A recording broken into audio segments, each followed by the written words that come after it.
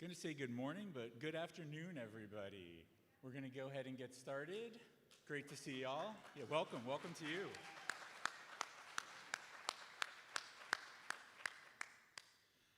Super excited to be here today and great to see you all. I could see you all a little bit better before the lights went dim out there, but I can still see a lot of eyes reflecting, so great to see everybody.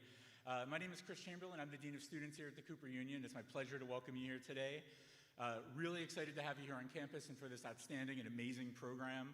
And for those of you who have never been in this space before, you'll hear more about this later, but this is a really historic and amazing space as well, which is, I think, really fitting for the event that you're going to be part of today.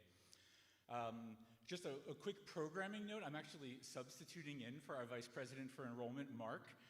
Mark, unfortunately, was under the weather today, was unable to be here. I know he is watching us and checking in on us, so hi, Mark. And a big thank you to him, his team, for all of their work in making this event happen today. Also wanted to give a special thank you to our Buildings and Grounds team, security, our IT folks, AV, communications, many volunteers, guides, faculty, and staff who made this day go off without a hitch and who made all of this happen. So just if you all could join me in a round of applause and thank you for those folks.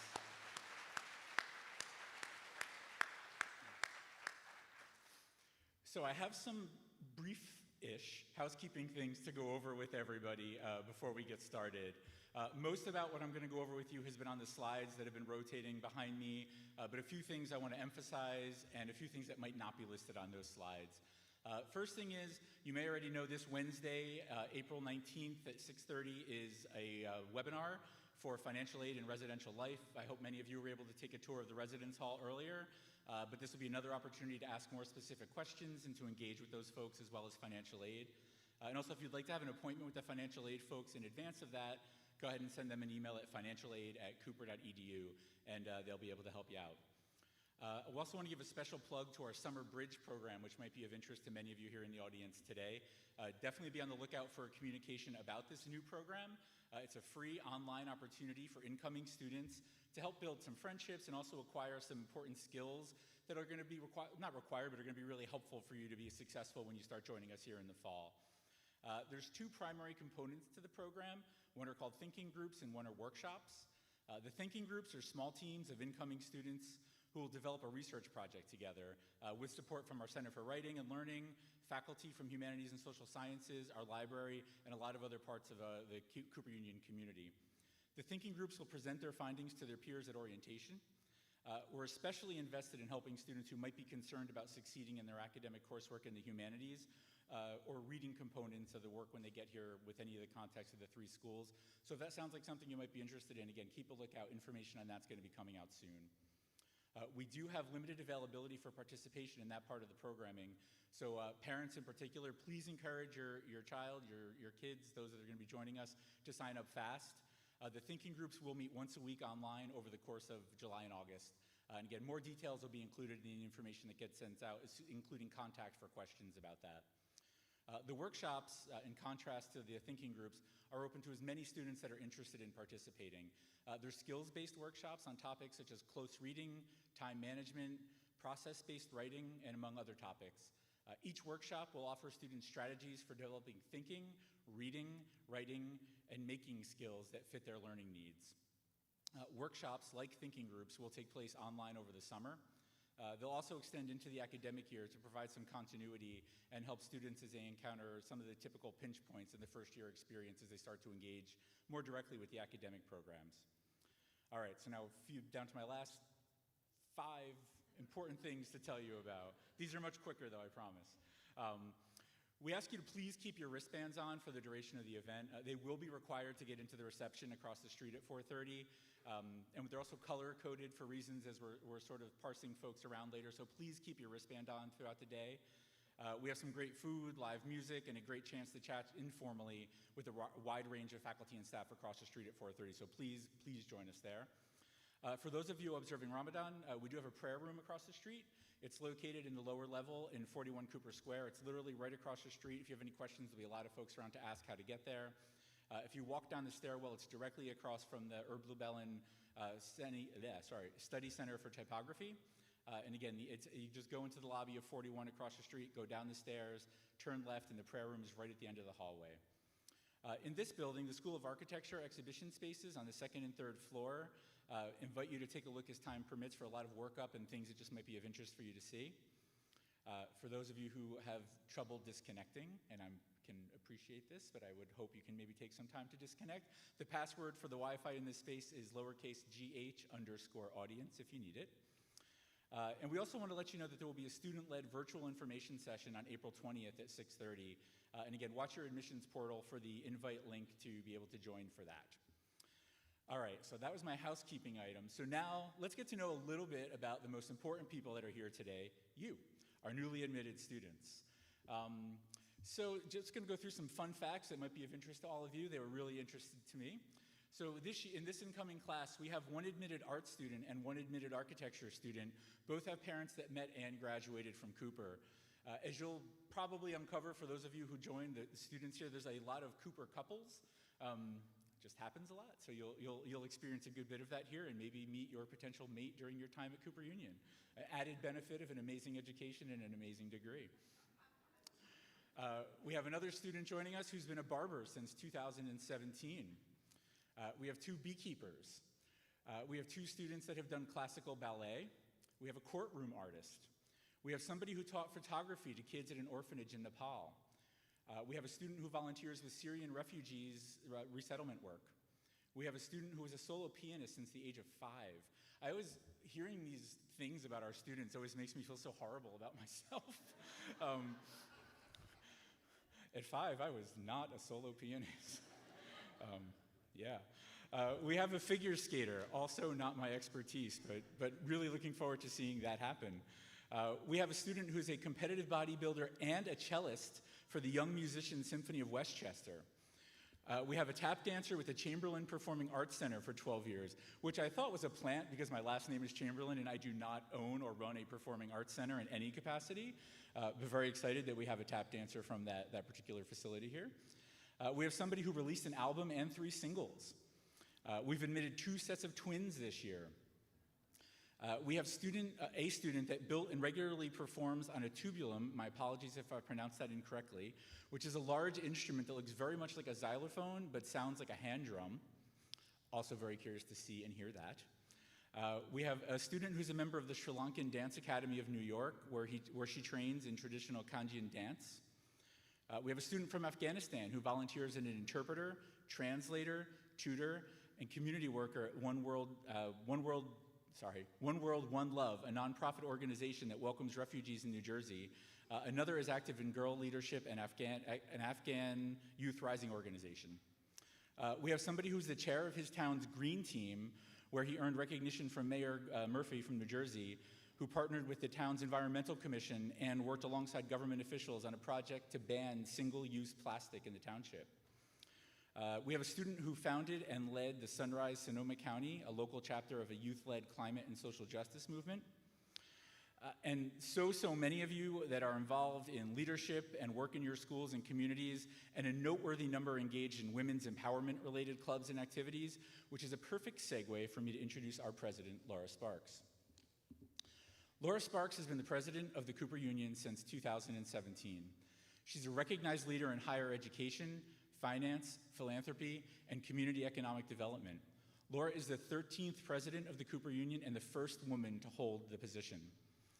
Under her leadership, the Cooper Union has flourished and experienced a reconnection with our founding principles, all while improving our finances, realizing upgraded and new facilities, and the hiring of many tenure-track faculty, and significant new supports for students across a wide range of areas, and a renewed focus on opportunities for students and faculty to engage across the 3 schools in a truly interdisciplinary fashion. I hope you get to see and hear a lot about that today. Beyond her extraordinary accomplishments and tireless dedication to the Cooper Union, Laura is also simply a great human being. It's my honor to introduce you to our president, Laura Sparks.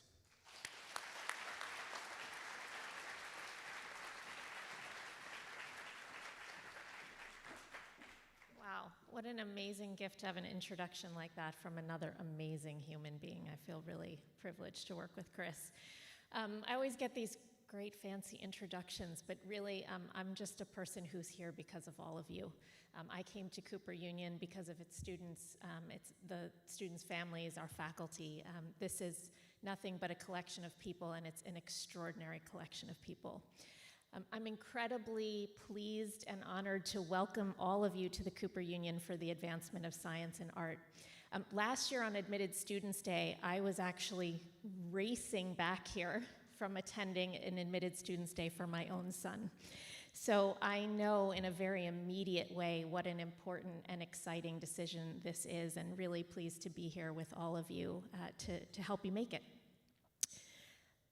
There's always such an extraordinary energy around this event, and it all began many, many, many months ago with our admissions committees reading all about what you shared with us.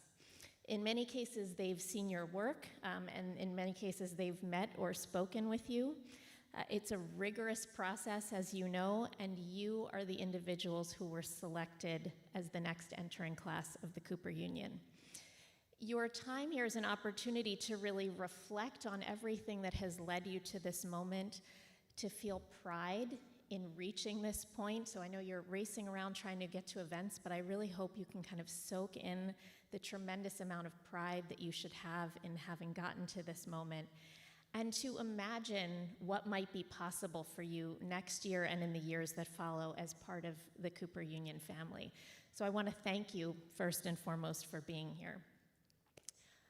I want to also thank the family members and the loved ones who have traveled here with you. Family and friends, your support over the years has been an important part of your students' success, and this is a really special time to experience it together.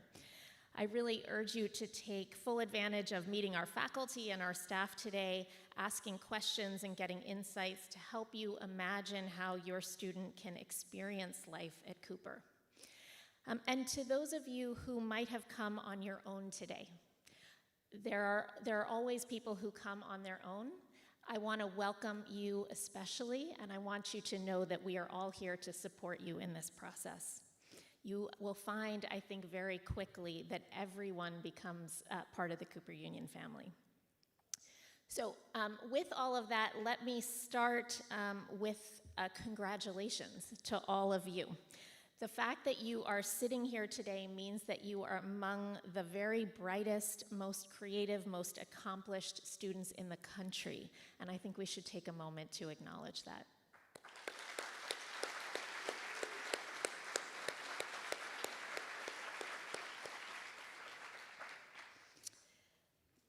Your being here today likely also means that you want an engaging college experience that will challenge you and that will stretch your abilities beyond anything that you have already achieved. It likely means that although many of you have a strong vision for your professional futures, that you want to learn, to think, to practice, and to create in innovative ways. The idea of studying with and learning from a highly accomplished faculty made up of some of the leading minds in the worlds of architecture, art and engineering, and the humanities and social sciences is likely appealing to you if you're here. And you likely want to do all of that in intimate learning environments, in classrooms and labs and fabrication studios and exhibition spaces, where you can collaborate on projects with your peers and with students and faculty in other disciplines too, and also take advantage of living in one of the world's greatest cities. Beyond that, I'm guessing that you probably have some important questions about what you really want from your college education and about how that education can empower you to achieve your goals and to make a meaningful impact on the world. Those are ultimately questions that you will need to answer for yourself, but I can tell you that the courage to ask them is one of the defining qualities that make Cooper Union so special and so exceptional. It was similar thinking that brought me to the Cooper Union in 2017 to serve as its 13th president. In addition to the academic distinctions and opportunities for which Cooper Union is well known, I was just really impressed by the fact that for over 160 years, this has been a place where constructive questioning has moved society forward. A place where academic study inspires critical discourse and opens paths for the pursuit of social justice, equality, and solutions to significant challenges. I read the writings of our founder, Peter Cooper, and related strongly to his belief that education is the key to personal prosperity and civic virtue, and that it should be accessible to everyone, regardless of socioeconomic background, race, gender, religion. He also believed that education should be holistic, not only technical or professional, not solely intellectual or creative, but rather an education that combines all of these things for a more powerful result. A result that enables you as students to improve your own lives and to contribute to the greater public good. Today, we see Peter Cooper's vision brought to life here every single day. It's in the way our students challenge themselves to stretch beyond anything they might have already achieved. It's in the art and architectural designs that they create and the engineering solutions that they devise. Peter Cooper's vision is also found in the intersections of those disciplines, in spaces like our ACE Lab or our Civic Projects Lab, where art, architecture, and engineering students work side by side to bring new ideas to life that address urgent, complex issues like sustainability in urban settings, climate change, homelessness, and so much more.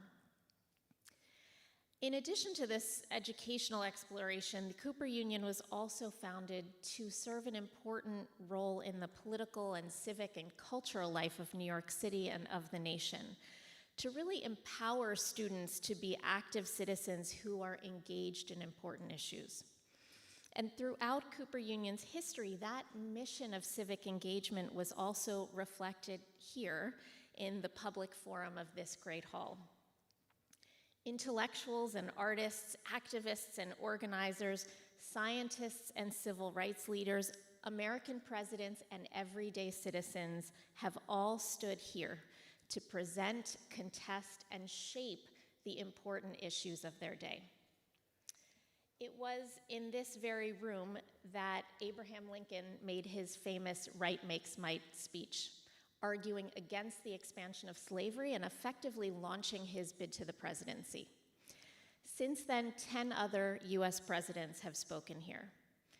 Suffragists like Susan B. Anthony and Elizabeth Cady Stanton advocated and organized here for a woman's right to vote. Abolitionists like Frederick Douglass rallied Great Hall audiences in the fight for racial equality, and early meetings to form the NAACP took place here. In the past few months alone, we've hosted women's rights icon Gloria Steinem, White House photographer Pete Souza, and renowned architect Moshe Safdie. And in recent years, the Great Hall has welcomed influential figures ranging from climate activists like Naomi Klein to contemporary artists like Ai Weiwei. Authorities on science and technology like journalists Ed Young and Kara Swisher. And political voices from the legendary civil rights leader John Lewis to New York Governor Kathy Hochul and New York City Mayor Eric Adams. I say all of that to give you a sense of the context and the history and the legacy of this place, but more importantly, to really invite you to intentionally participate and to contribute to the conversations that continue to happen in this room to help shape our society.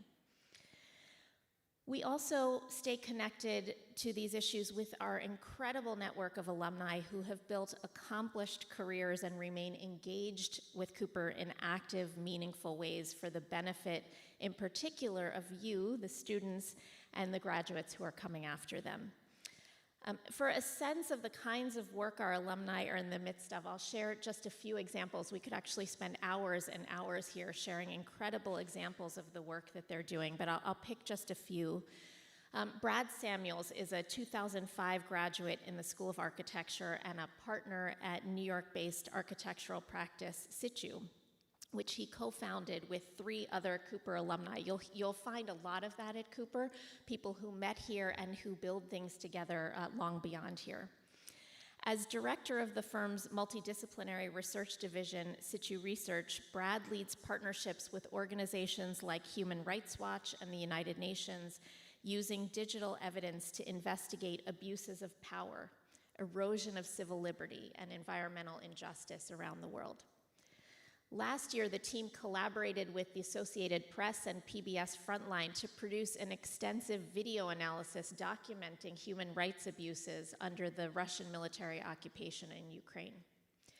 Their work provides evidence-based resources for activists, lawyers, and advocates to pursue accountability and justice.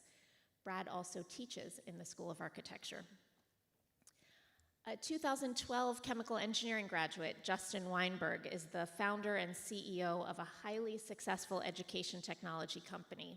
He was actually headed to a career in biopharma when in 2010 he developed a smartphone app, again with a Cooper classmate and a mechanical engineer, Igor Belayev, to serve up STEM-related tutoring videos on the app. Now that app, active, is an in-course resource for college chemistry and math classes at nearly 600 colleges and universities. And on view right now at the new museum, just down the street from here, is a monumental solo exhibition of the work of Wangechi Mutu, a 1996 Cooper Union School of Art graduate and acclaimed multidisciplinary artist. The exhibition brings together over 100 of her works from the last 25 years, and in its review of the exhibition, the New York Times called her, and I quote, one of the best artists of her generation.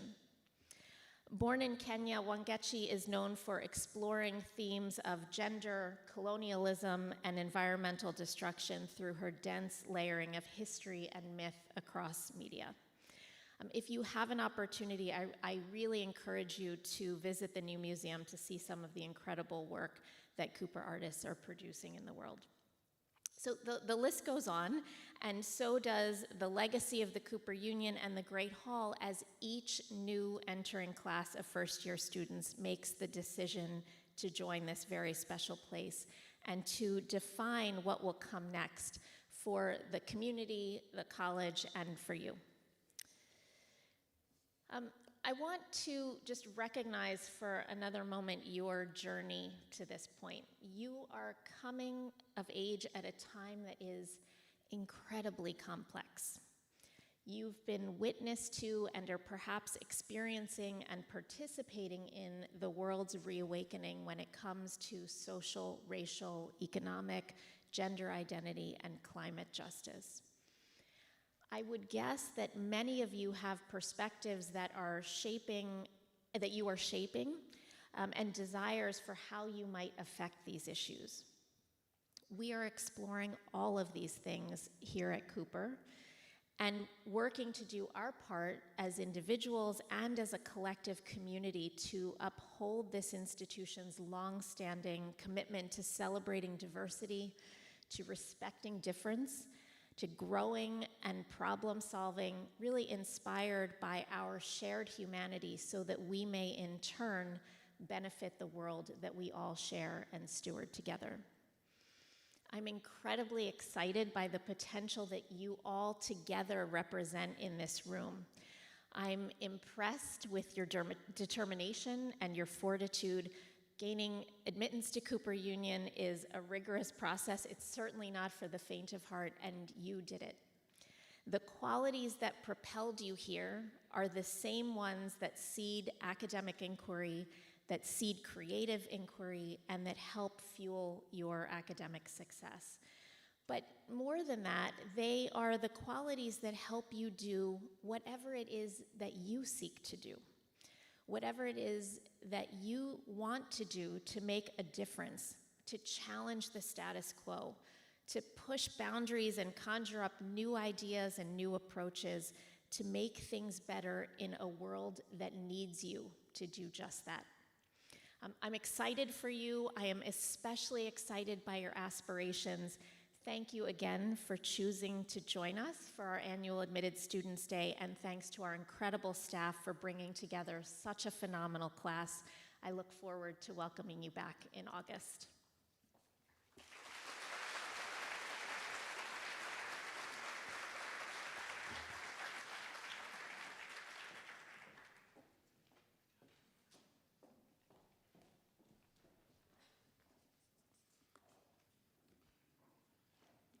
All right, so now I have the distinct honor of welcoming up my colleagues in our academic programs who are going to be doing an interpretive dance for you. No, they're not really. But please, come on up, folks.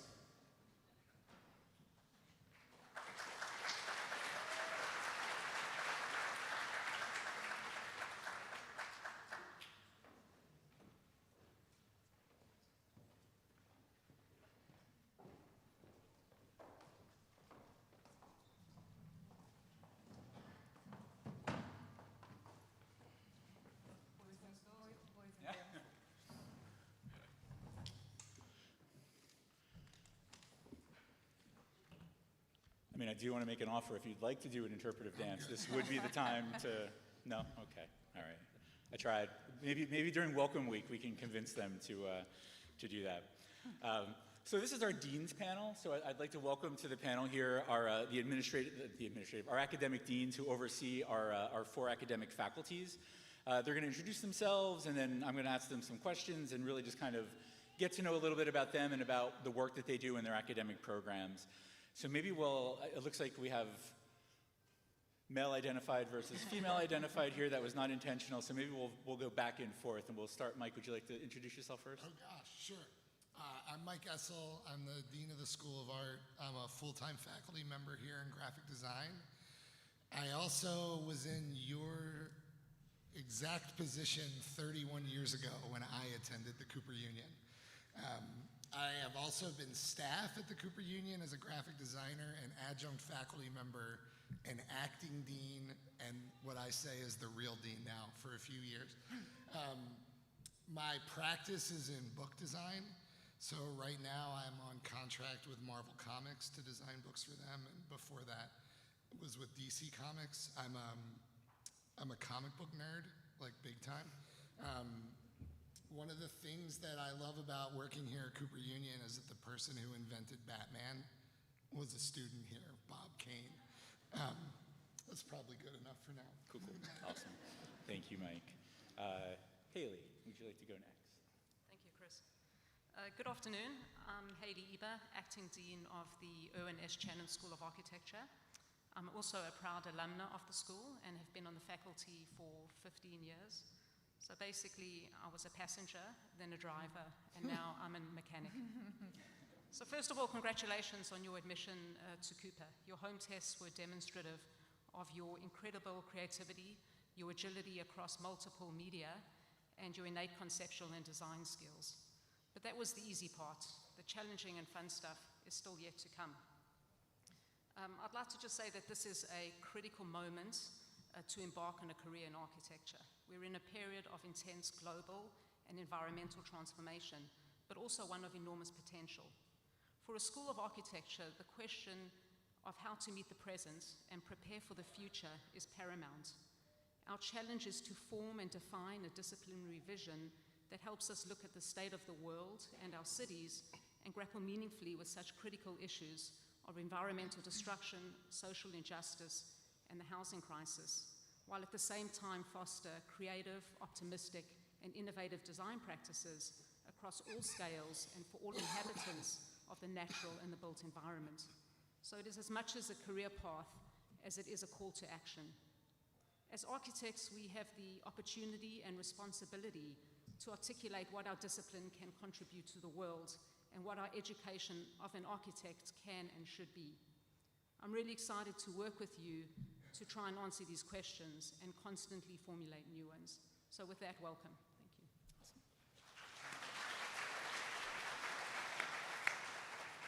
Thank you. Thank you, Haley. And Barry, would you like to go next? Well, good afternoon, and congratulations on being admitted to Cooper Union. I'm Barry Shoup. I'm the Dean of the Albert Nurkin School of Engineering. I am not from Cooper Union. I'm an electrical engineer by trade. I went to Penn State undergraduate and Stanford for my PhD. I've been at Cooper for about 4.5 years. Prior to coming to Cooper, I retired after nearly 39 years in the Army. I spent the last 25 at West Point. So I tell people I'm a retired brigadier general in the East Village. So that's why I dress this way. But, So thanks. Cool. Thank you, Barry.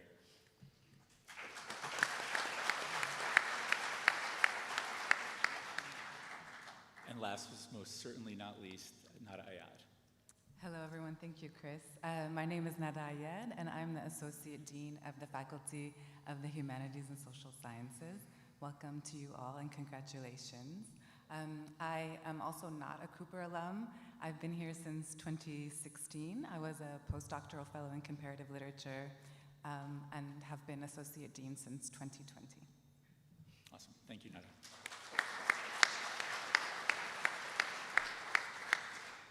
So I'll mix up the order a little bit just to keep you all on your toes. And Barry, we'll start with you first. Would you like to share with us your favorite thing about Cooper Union? It can't be me. Oh, come on. I think from my perspective, the favorite thing for Cooper in the engineering school is the motivation and the drive that both the students and the faculty have to give back, to make the world a better place in terms of social, humanistic kinds of things. I mean, many engineering schools produce world-class engineers, but in a lot of cases, those world-class engineers go off to make a lot of money, to do other kinds of things. But Cooper is really unique in the way that the students and the faculty look to solve problems for humanity. Awesome. Thank you, Barry. And Nada, would you like to answer that same question for us? I would love to answer that question. So my favorite thing about Cooper is its size. In HSS classes, our classes cap at 18, and it's such a privilege for me to get to know the students really well, often having conversations with them outside of class, several times throughout the semester, and also on the stairs in 41 that you've seen. And I'd love to, the size allows me to follow students' multiple paths, their intellectual trajectory, their personal trajectory, their professional trajectory. I love going to their studios throughout the semester and having quick chats about how they've developed after my class, or yes. And then what I want to say is that it's really energizing and such a pleasure to witness how much students change and transform in just the short amount of time that they're here. Awesome. Thank you, Nada. Haley, same question. My favorite thing about Cooper, after you, Chris, is location, location, location. I think being situated in the heart of the East Village, downtown, allows the city to be an extension of the classroom. We engage in the community. We collaborate with institutions, both cultural and non-profit, and we absorb and contribute to the vibrant energy and culture of the urban setting around us. Awesome. Thanks, Haley. And Mike. Sure. I already mentioned the Batman thing, but it is related in that what I love here is that I constantly find out that one of our alumni have made something that I love. So I was reading Clifford the Big Red Dog with my son. He loved it so much, I looked up the creator, turns out went to Cooper Union, right? Harold and the Purple Crayon, the other book I loved reading with him, turns out creator went to Cooper Union. Thomas Edison went to Cooper Union. The person who invented GPS went to Cooper Union. Have you heard of the New York Knicks? Their logo was made by the Cooper Union. I find out something like that every day, like the first woman to ever draw Wonder Woman went to Cooper Union. So if that can be a favor. Awesome. Yeah. For when you all get here, Mike does a presentation that really focuses on a lot of the things he just mentioned, but even more about the kind of amazing serendipitous ways that the worlds collide around Cooper Union and his life, and it's a fantastic presentation. You can probably find it on YouTube in advance, but I would encourage you to wait to see it live and in person. Another fun fact about Mike, not to make you the focus, but you will notice every one of Mike's t-shirts has something to do with something at Cooper Union. So if you ever see him wearing a t-shirt and you're like, either Google it or look it up. It always has something to do with somebody from Cooper Union. So let's move on. I'd love to hear from, maybe we'll start with you, Barry. As the folks in the audience today they've all been admitted to Cooper. sure the overwhelming majority know for sure they're coming, but some may still be sort of, cogitating on what's going to be the best decision for them. Maybe can you share with us what drew you to come to the Cooper Union, knowing that you're not an alum, you came here from outside? Sure. So as I said, I was at West Point for 25 years prior to coming to Cooper, and I knew Cooper's reputation, at least in the engineering school. Cooper is, at the undergraduate level, one of about 3 top engineering schools in the nation. And so that was the first thing that drew me to Cooper. But then when I started investigating a little bit more about what Cooper is all about, and Peter Cooper, and started investigating what the focus of the institution was, what his vision was, that's what really drew me here. And so it's the high quality, the rigorous engineering program that we have, but the contributions back to society and back to humanity. Awesome. Thank you, Barry.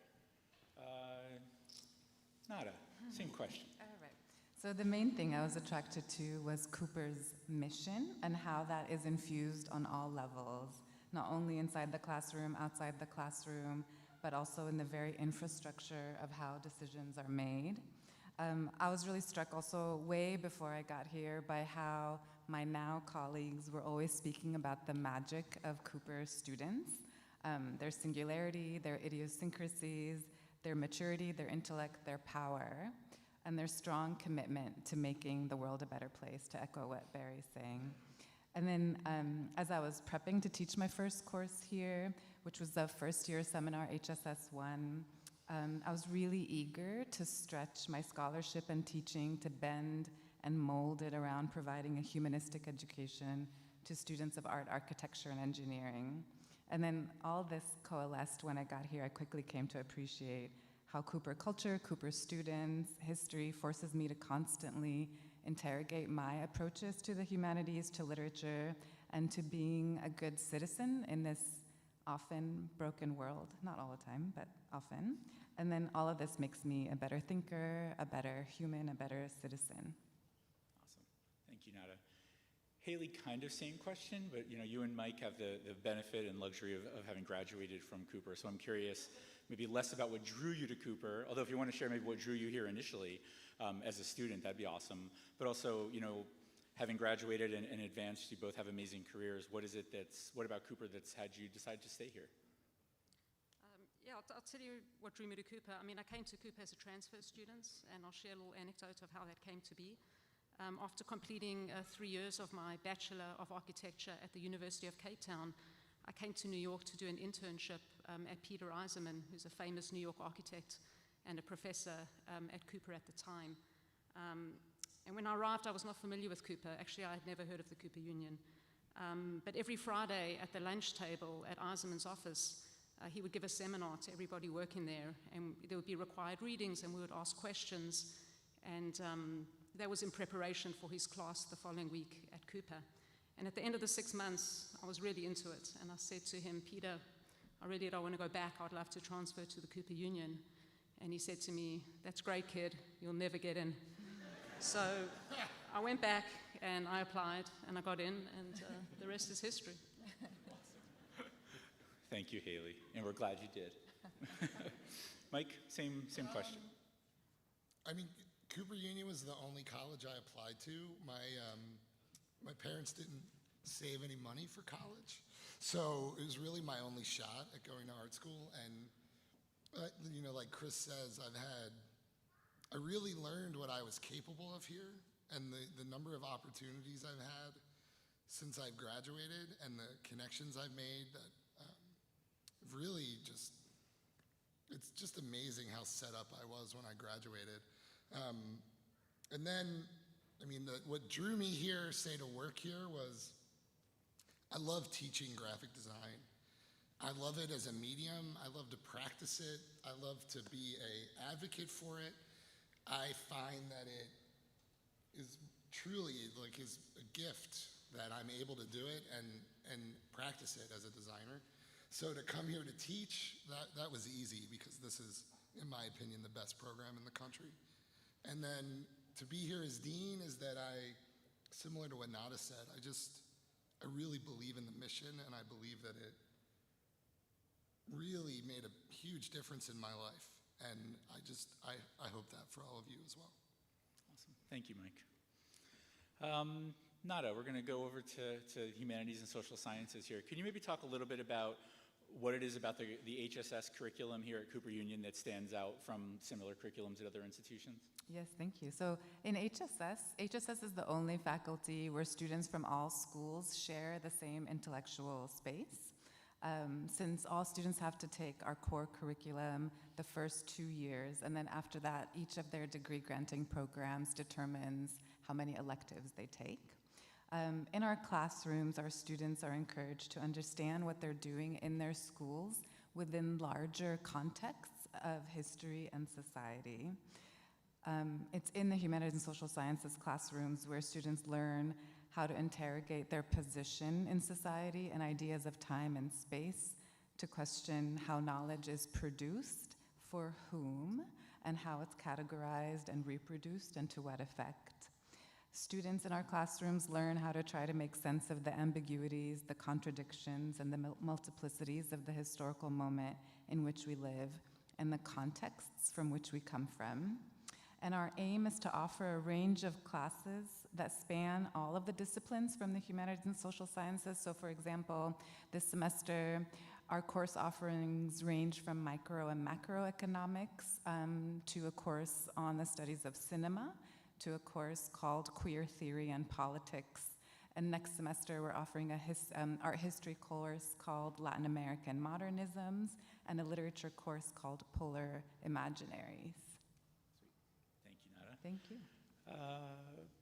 Mike, just I want to keep everyone on their toes.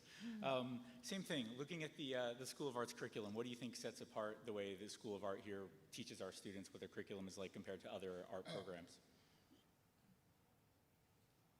We don't have majors. So if you were to go to another school, say a RISD, a School of Visual Arts, you would have to decide close to right now what you want to do in the world of art.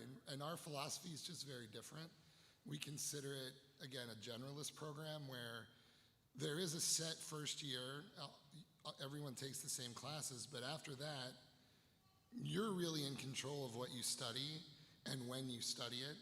And we actually discourage concentration, so in your sophomore year, for instance, when I arrived here, all I wanted to do was graphic design. And in my sophomore year, they said, nope, sorry, you got to take something else too. And the idea is that'll make you a better artist. And I'll tell you that I learned that to be true when I was a student here. And it also means that your practice can change.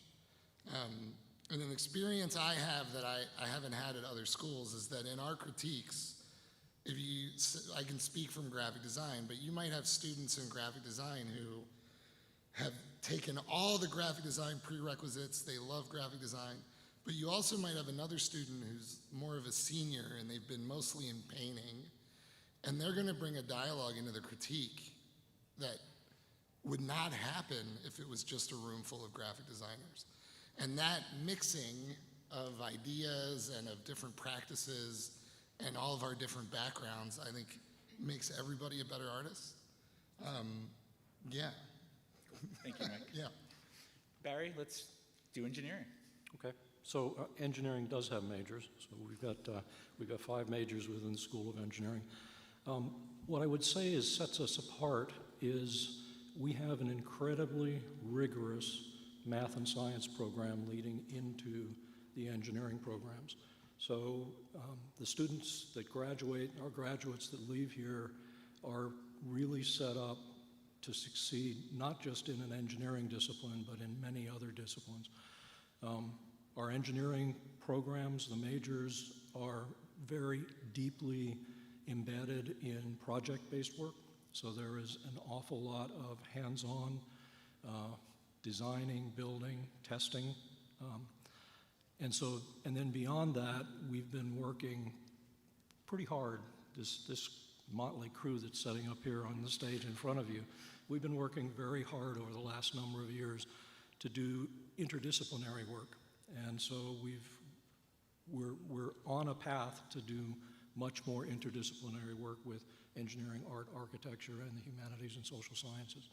So it's an incredibly rigorous program. If you thought that the admissions process to get you here was rigorous, wait till you get into the engineering program. It's as rigorous or even more rigorous. But the graduates that leave Cooper Union truly make an impact on the world.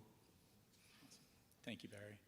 And Haley, tell us about the School of Architecture. Chris, to answer your question, I'm going to dispel a common myth. So counter what you all might think, architects do not make buildings.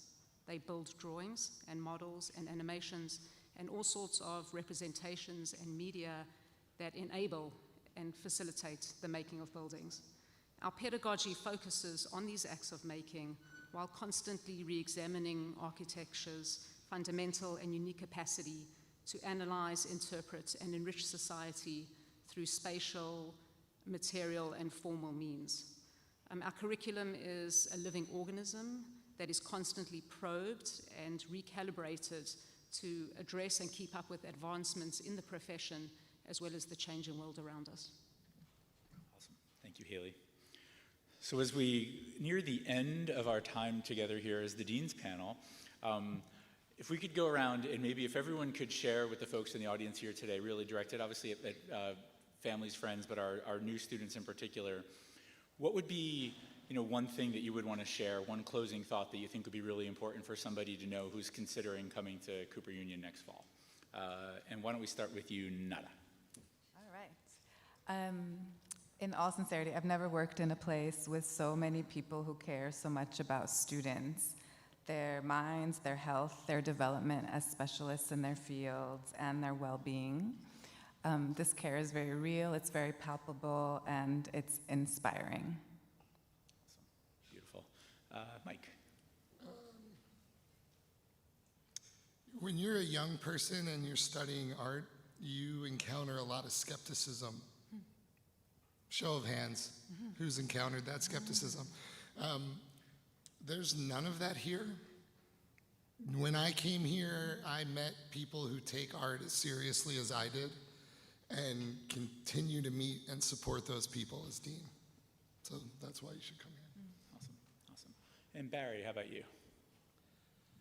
So we've talked a good deal about the curriculum and about this place, the history of this place and what this place does. But what you should consider is the people sitting next to you in the audience right here. The incoming class every year is the best of the best. You heard President Sparks say you went through a very rigorous process to get here. You are truly the best of the best in the nation. And the fact that you would all be here in a class together raises the bar. So it's not just the great faculty, it's not just the great facilities that we have, it's not just the reputation and the history, it's you all. So consider that when you think about other schools, because you're not going to be with such a talented group of peers as you would be here at Cooper. Awesome. Thank you, Barry. And Haley? Yeah, I'd like to conclude by saying that while Cooper has always been a hotbed for experimentation and innovation, it has never been a place where anything goes. It's always been a special place, a secure place, where creative freedom is supported, encouraged, and stimulated, and where speculative thought and imagination have been directed inward towards the discipline of architecture and outward towards the city and the world, and with tremendous impact. Awesome, thank you. And with that, I'd love to thank the four academic deans here for being here today, for spending some time with us and answering some questions. Thank you. Thank you.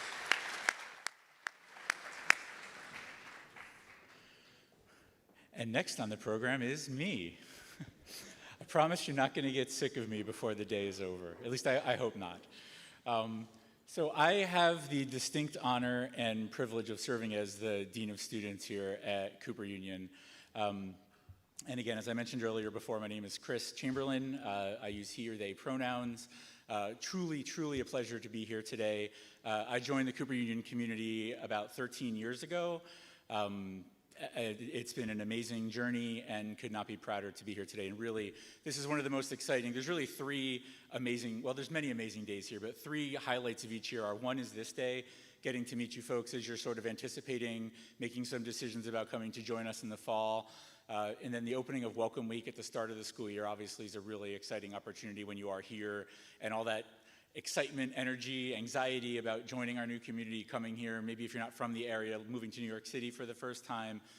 And then, of course, the next milestone that we'll be celebrating in a few weeks here is our commencement, when I have the privilege of watching everybody walk across the stage earning their degrees. Is truly a beautiful, beautiful experience. So excited to be here on the start of those milestones with you here today. So what I'm going to talk to you about today is kind of student life at Cooper Union. We just had an opportunity to hear from our academic programs, and this afternoon you'll hear even more about our academic programs, the amazing opportunities you're going to have with faculty, with your peers, with fellow students, in the classroom, in the studios, in the labs. What I want to talk to you about is a little bit of what happens outside of those spaces. I'm a firm believer that the experiences that you're going to have outside of the classroom are complementary to those you're going to have inside of the classroom, and are going to be just as pivotal and transformative for you in terms of your own growth and development during your time here. As Laura mentioned earlier, you're joining an institution of higher education during a really tumultuous time in the world.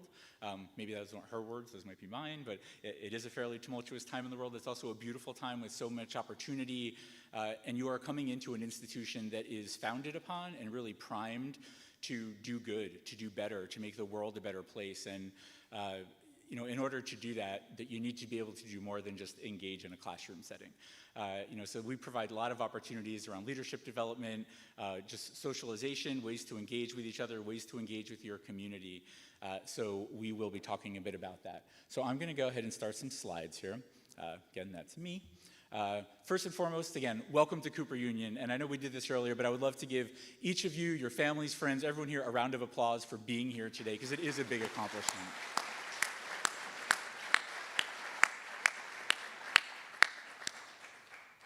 I don't have a ton of quotes in here, but I tried to put a few in that I thought were applicable to what it's like to be at Cooper Union. So I wanted to share from Neil Gaiman. The world always seems brighter when you've just made something that wasn't there before. And I think that's really appropriate for Cooper Union. Whether you're in the School of Art, Architecture, or Engineering, what you're going to be doing here is the art and the beauty of creating. Whether that's creating a piece of art, whether that's creating architectural drawings, whether that's creating a solution to a mathematical equation or a chemical engineering problem, or any of the other problems in the School of Engineering that I would not even begin to comprehend or understand, but many of you in the audience do. You are building and creating something new, and you're doing it with your peers and with amazing faculty. So part of coming to Cooper Union is creation. It's the act of creating something beautiful for the goal of making the world a better place. So if that resonates with you, you're in the right place. So think about that a little bit. So I want to share with you again, I oversee the Office of Student Affairs here at Cooper Union. Student Affairs consists of many of the non-academic areas here. So we work with Welcome Week and New Student Orientation, our Student Care and Support, the Center for Career Development, Housing and Residential Life, Campus Life, Student Activities, and Community Standards Code of Conduct in Title IX. I'm going to kind of run through most of those here today, again, just to give you a taste of what your experience will look like here. And I want to start by talking about Welcome Week and New Student Orientation. All of the photos in here, I believe, are from actual Cooper Union events and our students. There might be one or two that are outside of that, but I will point them out. But otherwise, what you're seeing here are the faces of our students during periods of time here while they were engaged with their studies or other activities here. You probably already have many of these dates through the admissions process, but did just want to highlight for you our Welcome Week and New Student Orientation program. We'll start over the summer, and in the summer there's really a limited time commitment. It'll be mostly online activities, meaning just reading materials as the summer goes on, just to keep you engaged with us and with our community. Sending some access to online modules, opportunities to connect. There'll definitely be some like social activities that folks can engage in. But no on needing to come on campus for anything formal related to Welcome Week or New Student Orientation. But that will begin in August. So our Welcome Week program is on campus. It begins August 20th and goes through August 27th, which precedes the beginning of classes, which is August 28th. So let me tell you a little bit about what Welcome Week looks like here, what you'll be doing during that week window. As I mentioned, it's on campus. The dates are what they are there.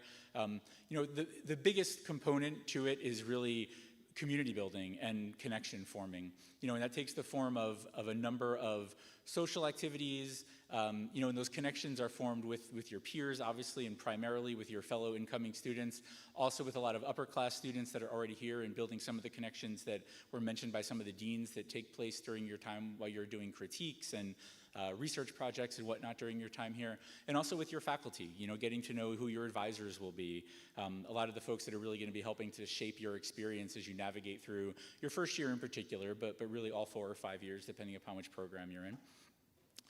Or maybe, whichever program you're in, 4 or 5 years. You'll be learning a lot about the Cooper Union, which you probably already know a lot about, but particularly related to our resources and our facilities, what's where. If you're anything like me, I remember my first day of high school when I was freaking out that I would have no idea where my locker was, and how to find all of that. So we try to preempt a lot of that sort of anxiety about navigating a new space.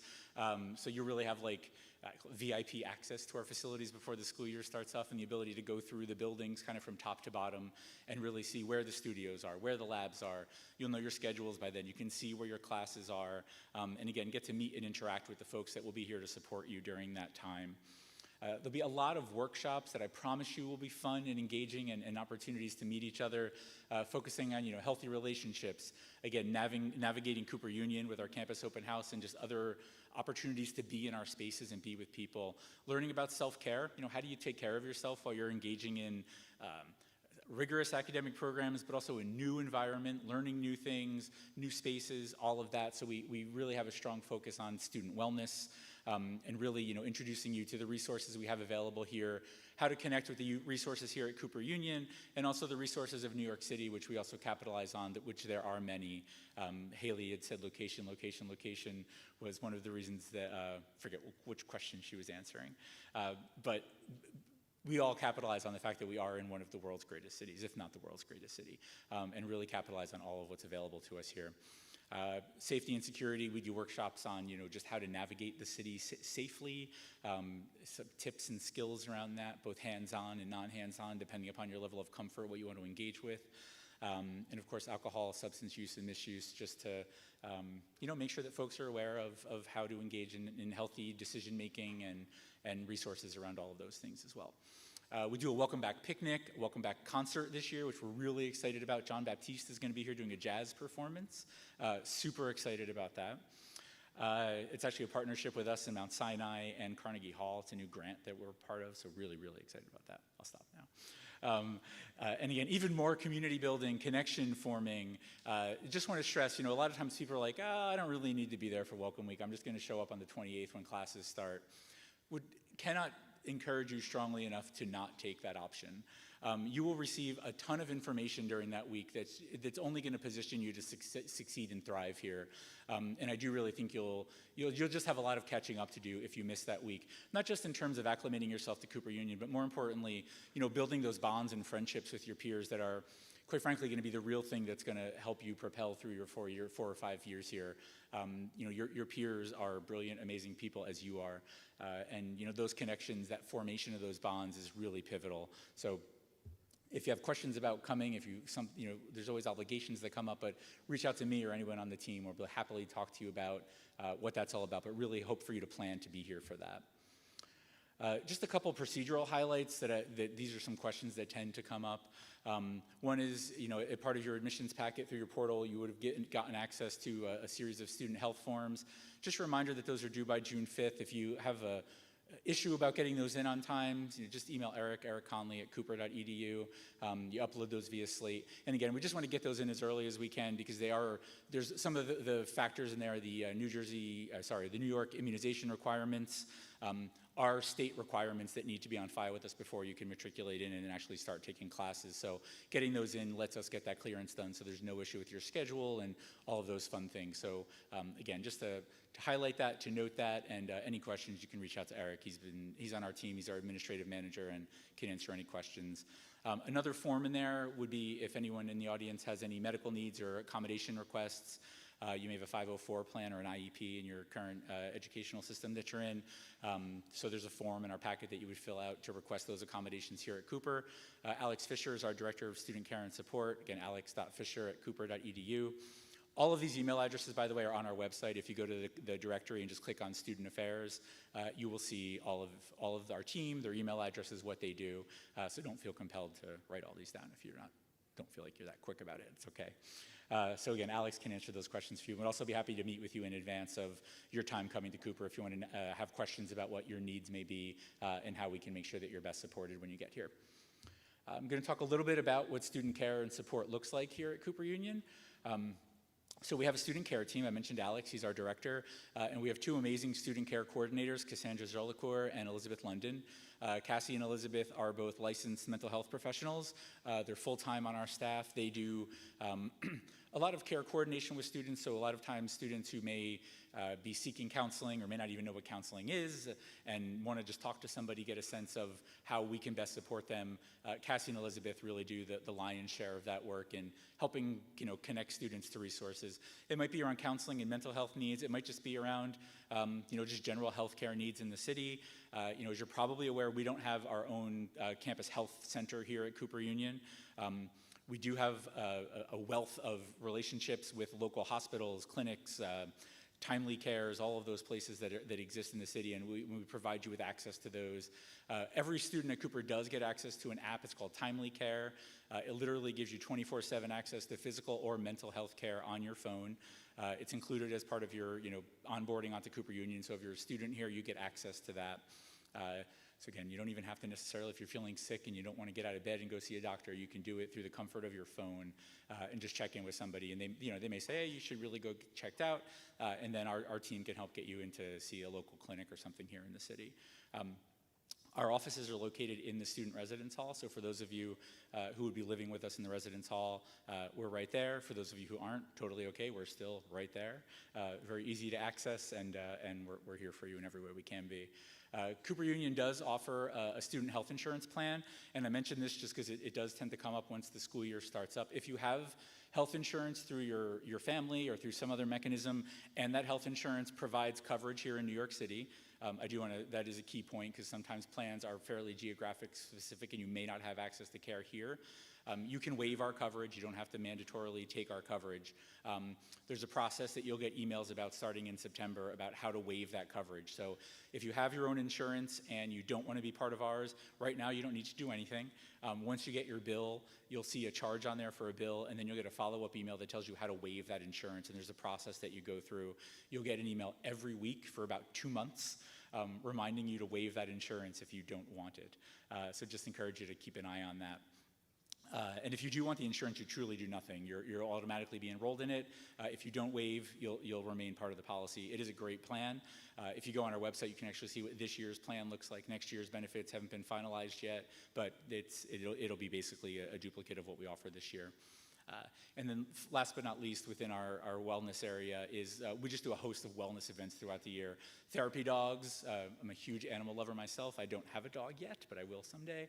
But we bring dogs to campus pretty regularly just for a lot of all the amazing things that animals bring to our lives. Within the next 2 weeks, we're going to be doing a massage chair event during finals week. Just, again, like a quick 10-minute sit down, get a little massage, decompress, de-stress a little bit. And then a whole host of other, things ranging from more intensive sort of therapeutic experiences, and then a lot of just, hey, let's just come together, have some lunch, get to know each other a little bit better, but things designed to help foster well-being, wellness, all of that. So a lot of fun things that you can participate in. A few things that I like to mention as you're you're transitioning to college, and quite frankly, keep this in mind, whether you transition here to Cooper Union, which I truly hope you do, or if you decide another institution is a better fit for you, this will all be applicable to you. So, I would start now communicating with your family, with your friends, with your loved ones, whoever it is that's your support network as you, in your life. Talk about your hopes, your fears, your dreams, your concerns. You're going to have all those things as you're coming to college. It's a really amazing time in your life. It's also a time full of profound change and all of the amazingness that comes with all of that. And it's important for you to start talking that through and processing that together with those that you care about and care for, so that you can just make sure you're on the same page with that. So as things come up during your time here, you have really open lines of communication. Again, thinking about New York City as your home and your campus, what does that mean for you? What questions do you have? How can your family and friends help you navigate that? Develop a plan for your health. Do you have any ongoing medical needs? Do you have many mental health needs, physical health needs, medications? Making sure that as you're transitioning to Cooper, you have a plan in place for continuity of care, finding a doctor here in the city, making sure that you come to Cooper with enough of your medications so that when you get connected here with a doctor, that can transition over for you and you can remain connected. Our student care folks will be more than happy to help facilitate some of those conversations with you, so don't hesitate to reach out if you have questions about that. And again, just thinking about how you develop your support systems, what does that look like for you? Can't stress this one enough, is establishing lines of communication and expectations with your family and loved ones. Every year I get at least one phone call, usually more than that, where it's like, my son Jeremy hasn't called me in 3 weeks and I don't know what's going on and I'm freaking out and I know he's there, but I haven't seen him and I haven't heard from him. And usually Jeremy is totally fine and just doing his thing and having a great old time at college, and has decided to ignore his family's text messages and emails and phone calls. If there's a Jeremy in the audience, don't be Jeremy. Be Jeremy, be you, but please talk to your family. But in all seriousness, set up those expectations and have just how you're going to check in with each other so that you both know that those lines of communications are open, that everything's okay. One of the forms we ask you to complete is sort of an emergency planning form, which helps us know how we can also best support you if some sort of health emergency comes up during your time here. So, I would give that form a good bit of thought as you're completing it when you're onboarding to Cooper.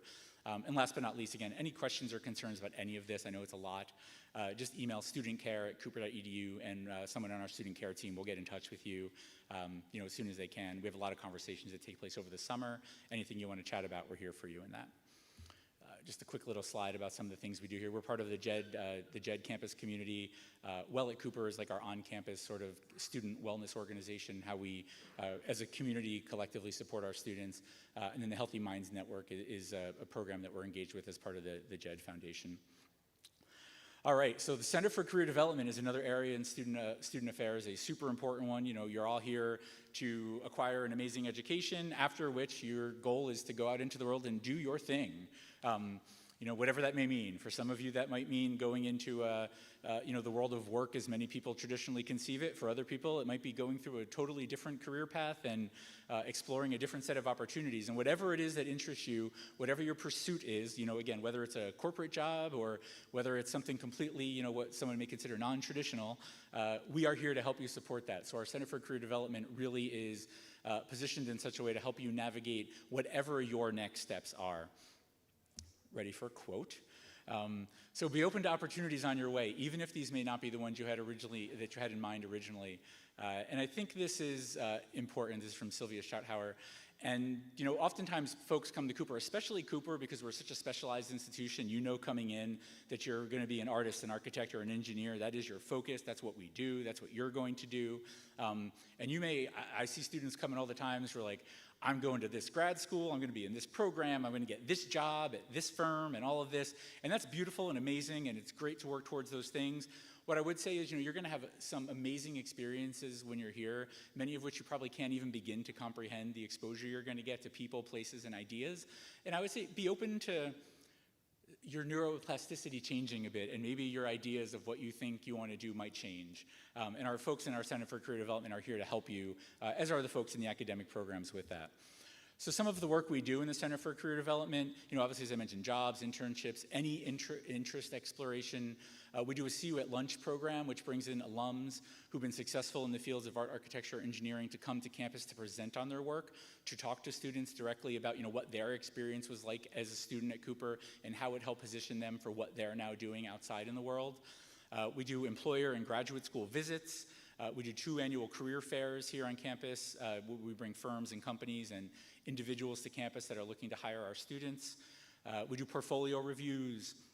We have an alumni mentoring program, career-oriented workshops, just again around career as you define it for yourself, what that looks like for you. You'll find a real diversity of programming opportunities for you. We have a professional development fund, which is really an opportunity for students to request some money to maybe attend a national conference on a topic that interests them, or really it could be anything that is related to your own professional development, something sort of outside the scope of what we can provide here directly within the curriculum and our programming here at Cooper that you want to pursue. We offer some funding around that. And we have a professional internship program, which is funded through a grant through the National Endowment for the Arts, which helps particularly arts-focused students that might be pursuing an internship that is either underpaid or unpaid. And we try to encourage folks not to offer those, but the world is what it is, and sometimes they do. And with the professional internship program allows us to supplement that so that if you're working in an underpaid or unpaid internship, we supplement the salaries so that you're still compensated for that work. You'll get information about all this when you're here. And some contact information if you have questions about the Career Center is just career@cooper.edu. Our amazing team there, we have Whitney Oldenburg, who's our director, Tony Burrell is our assistant director, and Dannery Manea is our other assistant director in the Center for Career Development. I promise I'm wrapping up here, guys. Housing and residential life. I'm sure this is an important one for many of you. I would ask for a show of hands, but it's very dark out there, and I don't know that I could see them. But I'm going to imagine that a good number of you took tours of the residence hall earlier and are at least considering living in the residence hall. So I want to talk a little bit about this, and if you already had the tour, great. If not, there is that webinar on Wednesday with financial aid where you can ask a lot of questions, including how to get access to. We have all the information about the residence hall online, including pictures, tours, and all of that. So just some housing things I wanted to mention that are important and generally come up. We're located at 29 3rd Avenue. It's just a stone's throw from our buildings here, so it's a great centrally located facility. It is a 16-story residence hall. We prioritize incoming first-year students, and in terms of assigning housing to the building, we do focus on geography and other factors that are considered. Meaning if somebody lived a block away, they would be offered housing after somebody who lived, say, in another state.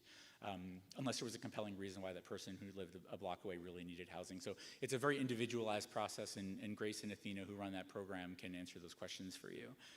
It is an apartment-style housing, meaning it is all shared spaces. While we do have a very limited number of single bedrooms, even those single bedrooms are within community apartments. So there's no single space, like just if you're like, hey, I just need a bedroom for me and I want my own bathroom and a big kitchen and not to engage with other people. That certainly exists in New York City. It does not exist in our residence hall.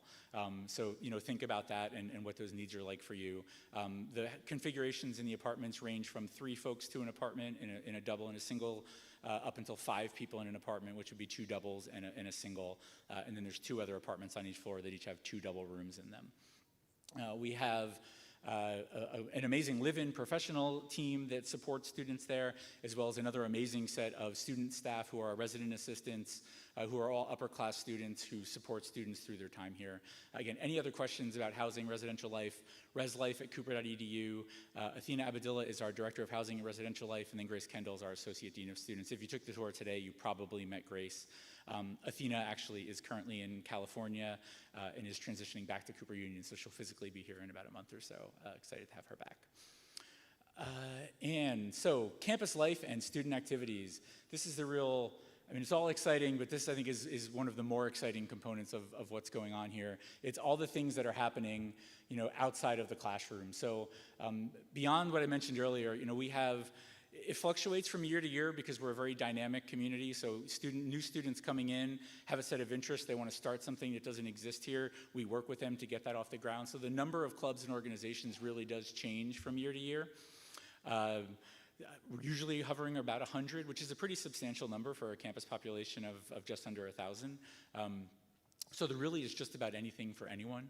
And that includes everything from professional organizations and societies, which are really geared towards discipline-specific things and more academic work. And then also, a ton of fun events. We have a talent show.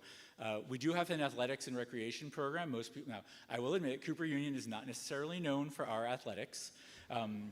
We are not in an NCAA division. That being said, as many of you in the audience know, because you are these people, right? We have students come in here not just with an amazing aptitude to be amazing artists, architects, and engineers, but we have students that are coming in with amazing athletic ability, musical ability, all sorts of talents, and our club and student activities area helps you continue to grow and foster those things as well. So, we have a soccer team. We are in the process of reinvigorating our basketball team. badminton, all sorts of things. And again, truly, if it's something we don't offer, we work with you to do what we can to get it off the ground and functioning here. A lot of community building, just pursuing your interests, exploring opportunities.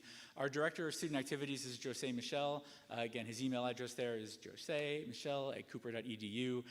Can certainly answer any and all of your questions. And again, here is just a list of some of the examples of our organization. So again, a lot of cultural, religious organizations, things that student interests, professional societies. We have a student government. Pioneers, our student newspaper. We also have a student radio that's relatively new, that's not even on the list. Our Black Student Union, our Cooper Climate Coalition, Cooper Circus Culture. Anyone in the audience juggle? All right. Oh, Haley. Of course, Haley juggles. Well, if you juggle, they're a great group. If you do other things too, walking on stilts, perhaps. Neither of which are things I can do. We do have a dance team that competes and has done amazing work. We have an a cappella group that's been here for decades doing great work. An outdoors club. We have a boulder club that does climbing. Cheese Cult. I'm still not exactly sure what Cheese Cult is, but it exists and they do love cheese. We have a board games and role-playing club, cycling club, very active. They bicycle all over New York City. A chamber music group called Poco a Poco, our soccer team, and again, many, many more. And I have there, what do you want to do? Because really, kind of the world is your oyster. You know, what you're interested in is what we have here. I'm going to wrap up by just showing you a series of pictures here of a lot of activities that happen here at Cooper Union that have happened here, including our mascot, the hawk you see there. You will see the hawk at many events once the school year starts up. And as I'm going through these slides, I would welcome the students that are going to be participating in the panel in a few minutes to feel free to start making your way up to the front of the room here. So again, just a series of these are mostly during our Welcome Week programming. That is our Coupa Nova dance team. This is one of our academic-oriented, probably the Steel Bridge team. The Society of Hispanic and Professional Engineers. I don't know all of my acronyms, but this is one of the engineering societies. Kai, who will be on the panel, is in this picture and can tell us which one, I'm sure. Our Muslim Student Association. We do a midnight breakfast. I believe this is from the midnight breakfast. Our hawk, again, present. Motorsports, our car team. That's Jose, the gentleman I mentioned earlier. He's on the left. Some students during Welcome Week, and Athena in the center there during some Welcome Week programming. This is also a photo from our Welcome Week activities. You may recognize the person in the next one, President Sparks, who is a bit competitive when it comes to Jenga, apparently. Looks like she just won, which is awesome. Chemical Engineering Society with our chemical engineering professors. This is our a cappella group, the Cooper Tones, singing in the queue outside here during the holiday time. Those are reindeer antlers on their heads. This is some students during Welcome Week a few years ago. This is our soccer team. This is the chemical engineering group again, doing some work in a lab. This is a student performance as we were unveiling our new community library box in front of this building, actually. Believe this was a breakdancing team competing during one of our talent shows, which was actually last night in this space. This is another one of our dance groups. This is the Cooper Tones, the a cappella group. This is some students during one of the food events we had. This is some photos from the start of the school year. We always like to do some first day photos that we do. That's Kelvin Harry, one of our amazing security guards who I believe was here. Can't see, but Kelvin is always about and is one of the security officers in our residence hall. Some more of our students together. This is the Cooper Union Peter Cooper statue in front of the building. This is Jose leading a program where we were making our own Peter Cooper cotton faces, which I'm not sure who won that one. Group of students together. Again, some of these faces you're going to see up on the panel here. So again, as we're wrapping up here, decisions. Again, super excited that you're all here today. I know this is an exciting time for you. Really get the most out of your time here today. You're going to have an opportunity to talk to a lot of students, faculty, staff, anyone you see around. If you have a question, ask them. We are here for you. We are truly here to make sure that you get your questions answered and that you have the best experience that you possibly can. From Benjamin Franklin, the noblest question in the world is, what good can I do in it? Again, if that resonates with you, you are in the right place. And from Peter Cooper himself, I have endeavored to remember that the object of life is to do good. And I say that again, it's part of our mission, and it's part of the type of education that we deliver here, and I hope this came through in the panel. It's not just about getting a degree in art, architecture, and engineering. It's learning a set of skills. It's learning how to engage in a world in a way that will make it a better place for you, for your family, for everyone around you, and for a world that's so desperately in need of good. So do good and come. A little programming note. Well, thank you all, of course, and welcome to the Cooper Union. Super glad you're here. Yeah, please congratulate you all.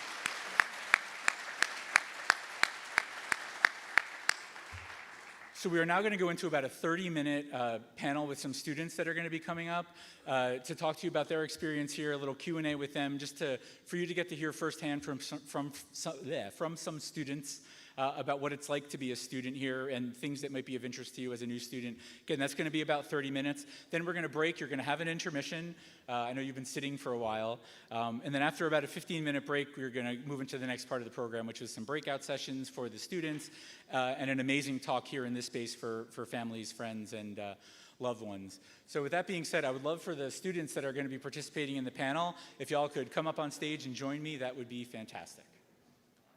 And I hope y'all are here. Oh, there we go. Awesome, awesome. How are you? Awesome. Secret from behind. This is very fancy.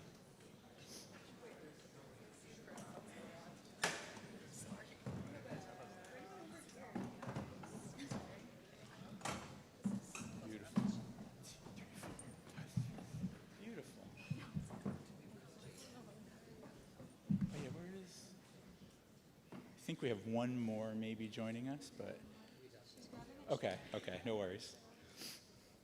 Well, we will go ahead and get started while we're waiting for our straggler to join us. So again, this is our amazing student panel. I know you saw several of these folks on some of the slides that were up earlier today, a very involved group of students here who have done a lot here at Cooper. So I'm thinking maybe we just start with just letting us know sort of your name, what school you're in, your major if you're in a school that has a major, what year you are, and where you're from. Ooh, Jaden with a fancy Cooper Union chair. We like that. Awesome. And Kai, why don't we start with you over there? And we'll just kind of go down the panel and cross. Good afternoon. My name is Kai. I am a senior civil engineering student, and I am from New Jersey originally. Hi, my name is Layla. I am a fourth-year architecture student, and I'm originally from Pennsylvania and New Jersey. Hi, I'm Naja. I'm a fifth-year architecture student, and I'm from Queens, New York. Hi, I'm Sarah. I'm also a fifth-year architecture student, and I am originally from Massachusetts. Hi, I'm Shirley. I'm a senior civil engineering student, and I'm originally from Long Island. Awesome. Beautiful, thanks. Start over here. Hello, I'm Alejandro. I'm a fourth-year School of Art student. I grew up in Los Angeles, but I went to high school in Las Vegas. Yeah. Hi, I'm Gil Rosenzweig. I'm a junior civil engineering student, and I am originally and still from Brooklyn, New York. Hi, my name is Claire. I'm a senior in the School of Art, and I'm from upstate New York. Hi, I'm Jaden. I'm a professional chair grabber. No, I'm just doing I'm a sophomore in the School of Art, and I'm from Atlanta, Georgia. Hello, I'm Caesar. I'm a senior in the School of Art, and I'm from the Bronx, New York. Awesome, awesome. Yeah. So everyone give me a hand in just welcoming these folks to the panel here today.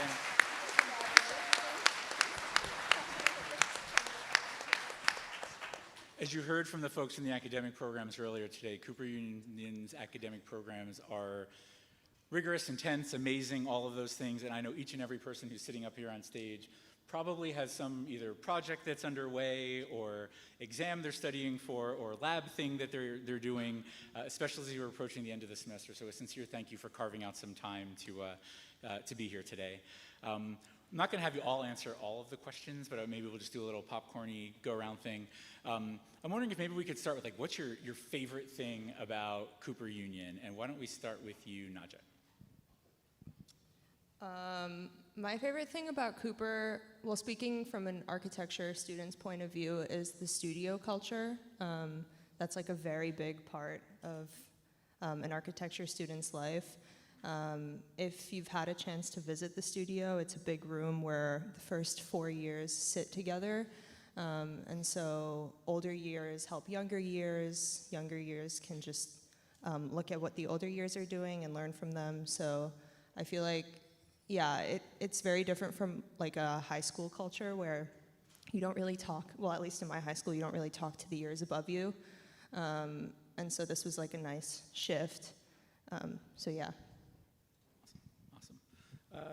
Alejandro, how about you? So true. I would agree from like a School of Art perspective. First thing that came to my mind was my studio. That's my favorite thing about going to school here. If this event wasn't going on here today, I would still be here on a Sunday, bright and early, because like my studio is kind of where I live. You know, I feel like I spend more time there than my actual apartment. And I'm at a good space right now where I have my studio where I like it, but all my friends around me. That took like 2 years to finesse like a perfect studio spot with great lighting and like a great group around. So I think like the studio culture here is gonna really make your art practice like so much more enjoyable. Awesome. And then why don't we jump over to Gia? Go ahead. So my favorite thing about Cooper is how available my professors are. I can really just stop by their office, knock on the door, or send them a Teams message, and they'll get back to me as soon as they can, and they really make their time to speak with us. There are so many times where I've wanted advice from professors who weren't officially assigned as my advisor, and they were so open to talking to me and just giving me advice. And this place is really undergraduate focused, and you feel that in how you interact with the professors. Awesome. And then we'll do, how about one more of your favorite thing about Cooper Union? We'll do Caesar.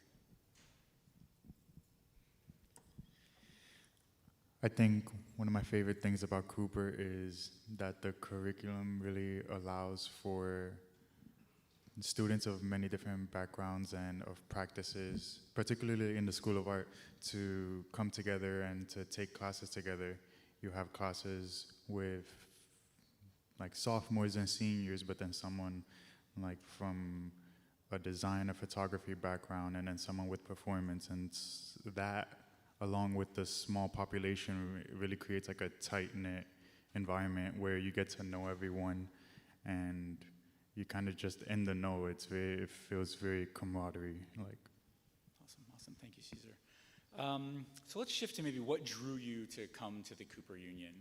What was it about Cooper back when you were a first-year student that had you come here? Why don't we start with you, Shirley? So I had applied to the Cooper Union under the recommendation of my middle school tech teacher. He said I reminded him a lot of his stepdaughter who had gone to Cooper Union and ended up with a great job. And I was in middle school, so I was like, I don't care about college. And then, you know, I got to senior year and I started looking into Cooper, and I was like, wow, like I really enjoy how in our freshman year of engineering, we were already taking engineering classes. So we were taking EID 101, which is just like a generic introduction to engineering, and then we got to take transportation engineering and civil. So I thought that was awesome. And if you compare our curriculum, am I allowed to say that? If you compare our curriculum to other schools, you'll see that taking engineering classes in your freshman year is really not common. And I was like, wow, like I would love to get like right into it, right into learning. And like I echo what Gila said, like our professors were really amazing, and I got an opportunity to speak to them before I even like accepted or applied. And that was what really drew me in. Awesome, cool. Why don't we do one more engineering perspective and we'll go to Kai. Hi. So I was drawn to Cooper because of the many attributes you see up front. The small size of the school. I was very comfortable with my high school size of about 1,000 kids, and I wanted to keep that going into college. There are a lot of accessible facilities at Cooper as well, a lot of labs and a lot of studios that you'll probably see on tours or probably have seen already. There are a lot of opportunities for clubs and teams to join. It's actually where a lot of engineering students get their first hands-on experience, are in clubs that you can join almost immediately into your careers here.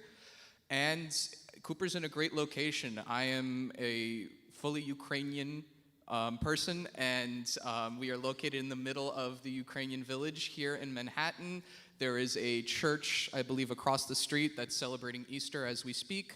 I'm active in the Ukrainian community, and a lot of Ukrainian people have gone to Cooper in the past, so I kind of wanted to help carry on that legacy as well. Awesome, awesome. I think I have an answer. Then go for it. Okay, so what drew me to Cooper, a lot of you probably signed up for some sort of portfolio review.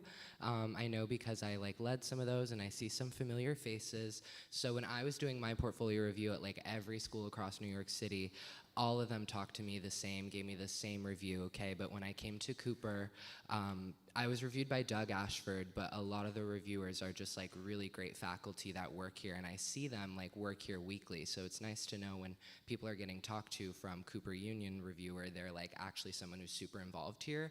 But for my experience in my review, that showed, right? I was so tired of going through the same group of portfolio pieces with people, but in this review at Cooper, this man was speaking to me like I was actually an individual, and my artwork really mattered, and that has not stopped since I've been here.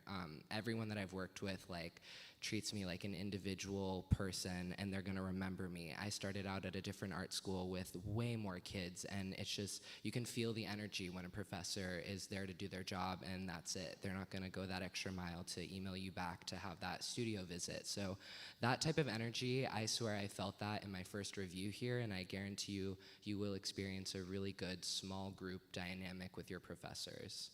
Awesome, awesome. Sarah, how about you? Something along the similar lines of what Kai said. The size was really attractive to me. Knowing that the architecture school is around 130 students total, is about half of my high school graduating class. Today I can confidently say I know about 90% of the students in the architecture school. I know their names and I know their faces, and that relationship is something you'll never really get at another school. So I thought that was really fun. Awesome, awesome. And how about you, Jaden? Locking eyes with me, let's do that. I was initially hesitant to apply to art school because I didn't want to be choose a major and then feel limited to just doing that one thing for my entire college, my entire undergraduate experience. So I was attracted to Cooper because in the art school you don't choose a major, and I thought it would be enabling my indecisiveness, but it's actually more so that you're kind of encouraged to be more of a well-rounded artist and a well-rounded person, because truthfully, in life you will end up doing things that you didn't think that you were going to do or intend to do. So that was why I was initially attracted. Awesome. And then why don't we do Claire? I kind of want to echo Alejandro's point. I also went to National Portfolio Day, and Cooper was the only school that tore me apart when I showed them my work, and that was so humbling. And I was it's just a level of respect that they give you as an artist kind of immediately when you come in, and the caliber of the criticism was really alluring. Awesome. I think this is an important question, so I think we'll do everybody. Layla. Hi. For me, I come from a family that's in the medical field, so I kind of wanted to veer off that, so I went into architecture, and I would say I applied to Cooper because I thought it was really interesting, and it was very small, and it was actually the first school that I saw when I looked up good architecture schools in my senior year. And so I applied early decision just to see if I could get in, and I ended up getting in, and I'm very happy here now. Awesome, awesome. And Naja, did you answer this question already or no? No, I didn't think so. No, I didn't. All right. Yeah, I mean, not to recycle everybody else's answers, but the small class size, I also came from an incredibly small high school, and visiting other college campuses in my senior year, I was immediately intimidated by how large the campuses are and how many people there were, and I kind of realized very quickly that that wasn't an environment that I felt I could thrive in. And so, yeah, visiting Cooper and seeing how connected the students were on my tour, during not orientation, like the open house was really exciting for me, and I knew that this was kind of an environment that I would want to be in for the next 5 years, and I'm incredibly happy here. Kind of sad to leave soon. So yeah. Awesome. So let's shift over and maybe talk a little bit about what, like, your lived day-to-day experience here at Cooper. How do you get a sense of community? How do the students sort of engage with each other to build a sense of community on campus? Jaden, we'll start with you. Okay. I feel like it's a really unique college experience because you don't have like a normal campus, and you don't have like other community things that just like automatically build community. But because of the location and because of like because everybody's experiencing this unique experience together, I feel like that does assist in fostering a sense of community. And I feel like my freshman year, everyone being from in the residence hall, living in the residence hall, everyone being from a different place, and this kind of being a culture shock living in the big city for the first time for them, we kind of got to lean on each other to explore out in the world together, because it can be also overwhelming to like have so much access to so many things all at once. I mean, I feel that's just a unusual thing for a lot of people. So I think that experience, like having a lot of the first years, and then eventually even the commuters, the people who don't live in the dorms the first year also end up, because the majority of the first years live in the dorm, everyone ends up being involved in kind of like discovering how to live in New York, adjusting together. So I feel like that's it. Awesome, thanks, Jaden. Gia, would you like to go ahead? So my start at Cooper was online, which made it pretty difficult to form a community, especially because I actually came into the school knowing not a single other person who is going to be attending school with me. So it was actually pretty important to me to develop a community and like a group of people that I was comfortable with from the beginning. And honestly, I found that one of the best ways to do that was to find people that I could study with and to ask for help when I was having a hard time with my homework.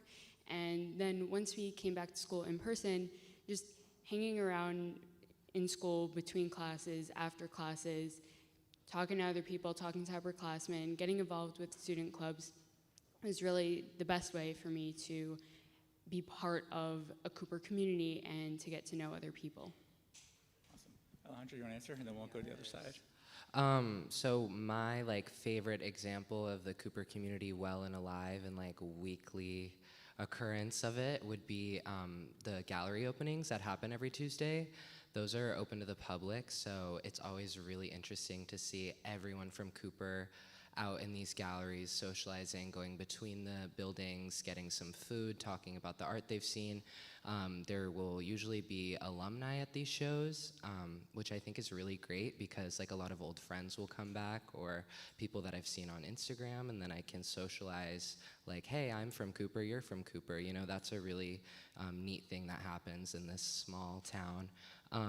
Also, the professors are also out and about at those events too, and they're no longer your professor, they're just somebody seeing a gallery with you. So I think every Tuesday that whole social dynamic happens, and it's so cool to be a part of. And it's also a birthday party and a funeral at the same time, because when someone has their thesis show, they're leaving you.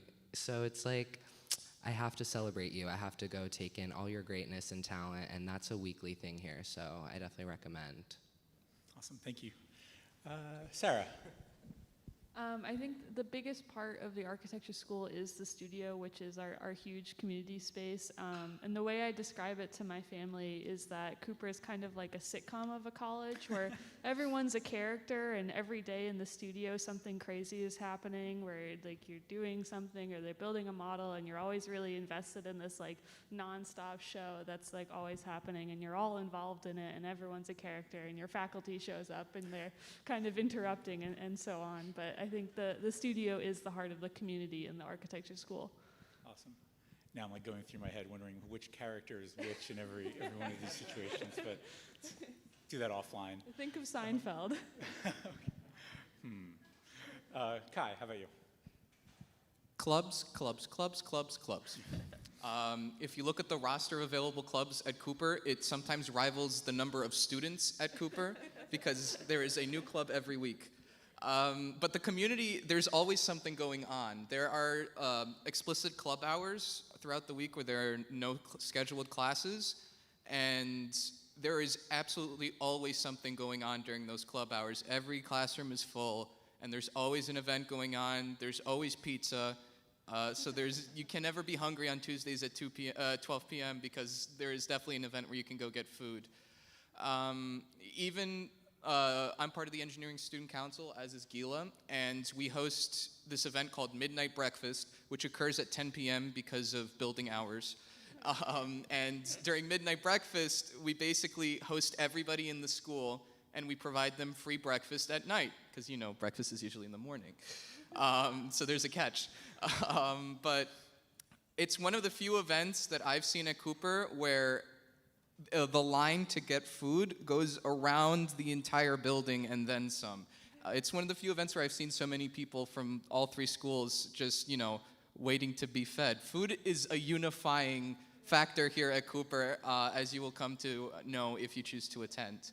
But yeah, the community is always here, and we're always trying to get new people involved and to introduce each other to new things. And as long as you make the time for it, you will always have something to do and always have someone to talk to.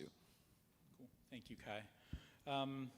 So let's shift. There's a couple other areas here I want to make sure we can touch on. I'm going to merge a couple questions that I'd asked you guys together here.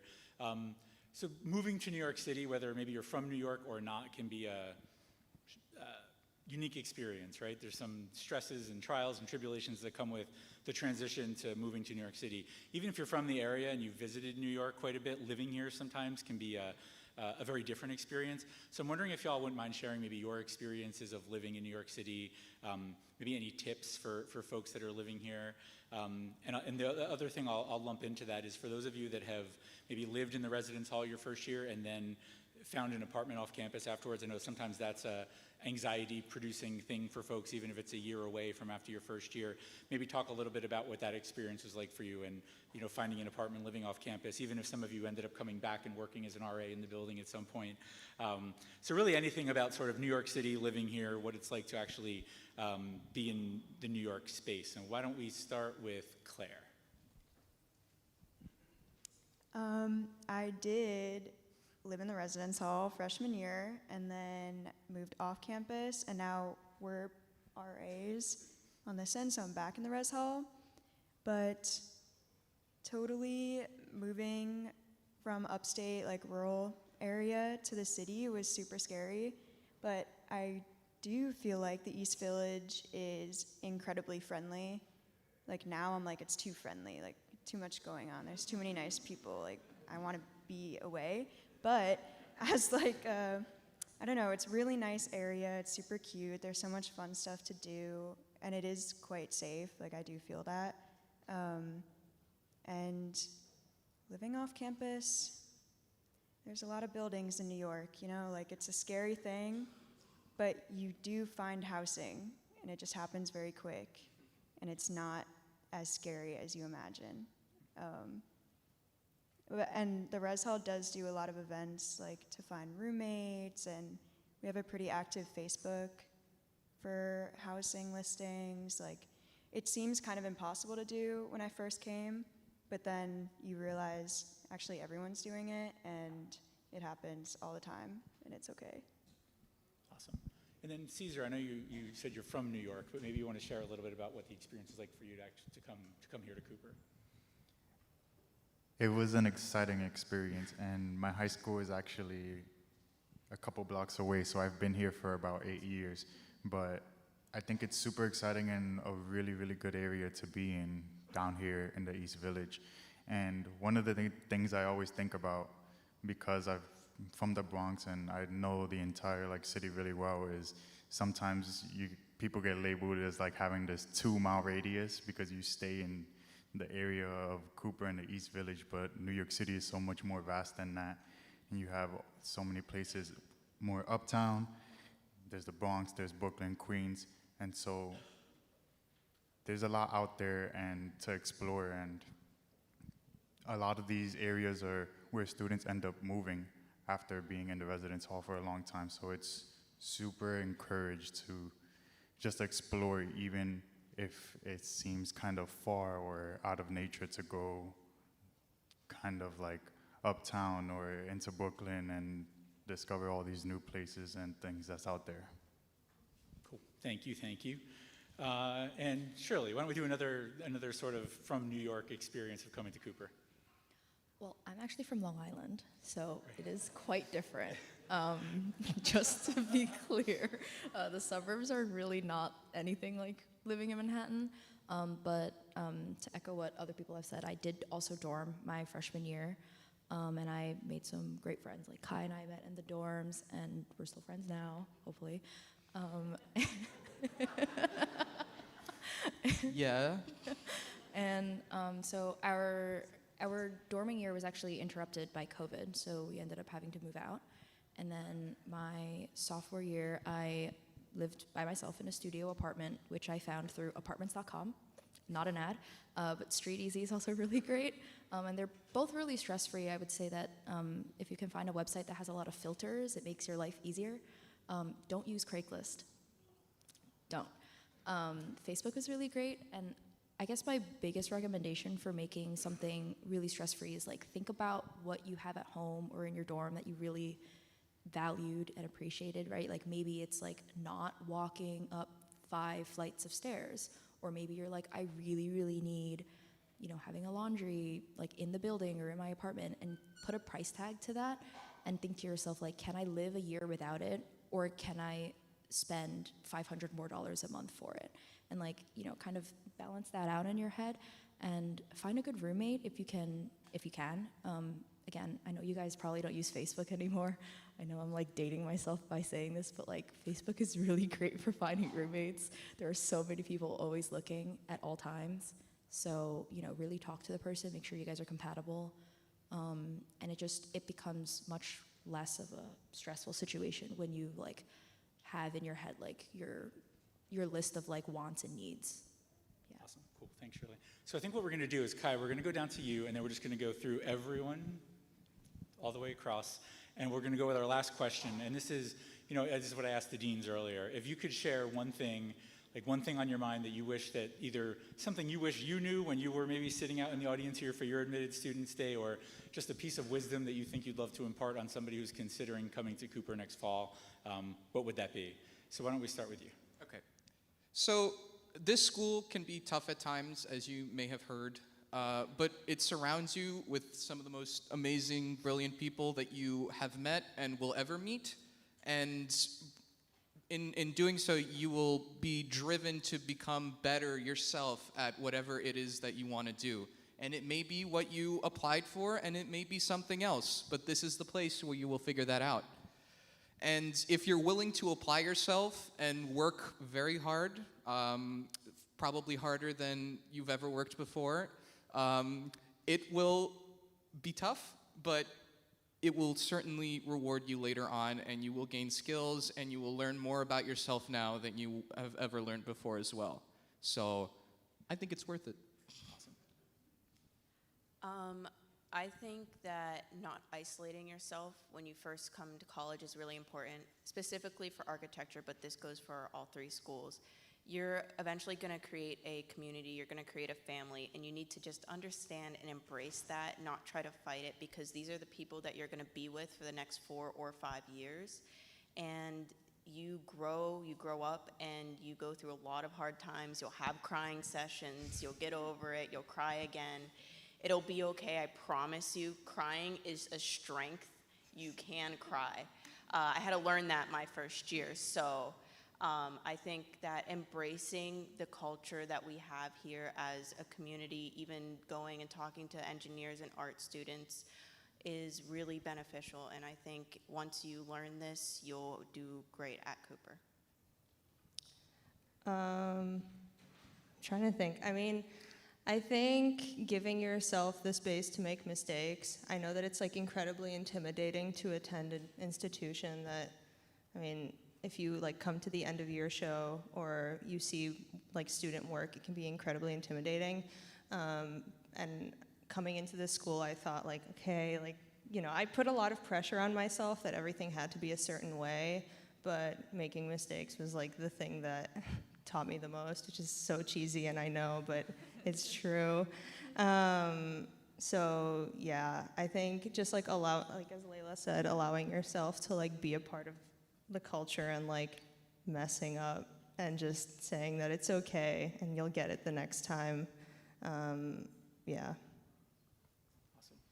I think a lot of people think architecture is just about making drawings and designing buildings, but I think there is a lot of freedom and like the space to create things. Like there's such a great shop and we have so many great resources that you can really use to like make your project even better than you could ever imagine.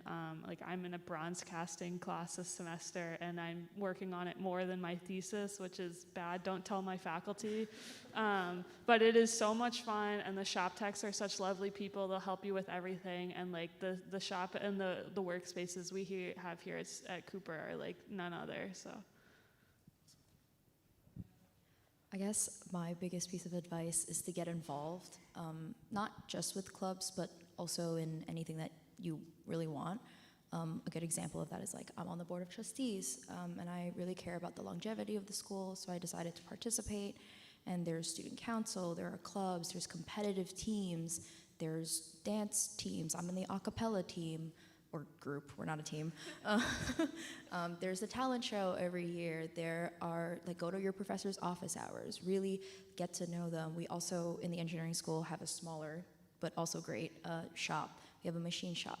Learn to weld, learn to build a car, or whatever the mechanical engineering students do, I don't know. Build a bridge with us. Next weekend, I'm going to participate in a competition for steel bridge. Go to conferences. We will pay you to go to conferences. Network, learn to network, join organizations. There are 3 Sione presidents on the board right now. Like we've all been, you know, really, really connected with clubs and events and just talking to people, and like that's how you figure out what you want to do and what you like. So like getting involved is the #1 most important thing.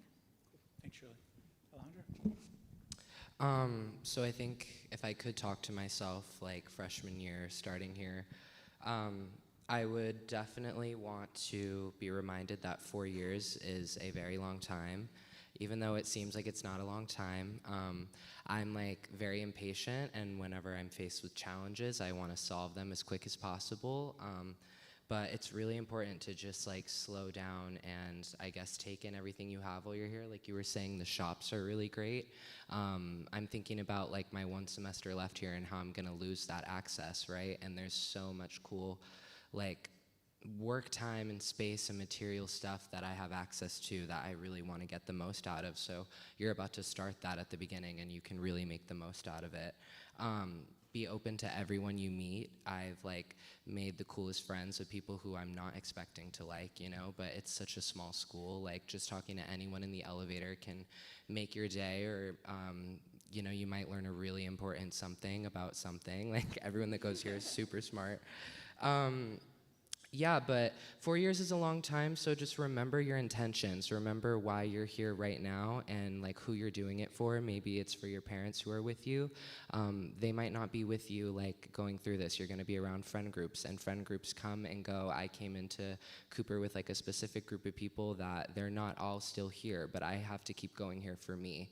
And those are really important things to remember, because it is gonna be a trying college experience no matter where you go. That's just college. Any relationship that is rewarding and worthwhile requires investment on both parts. Cooper is investing in you, and it's up to you to invest back in Cooper. Be ready to work, be ready to have fun, be ready to make friends, be ready to learn. If you put in the effort, then you'll get so much out of Cooper, but if you don't, then it's just a school.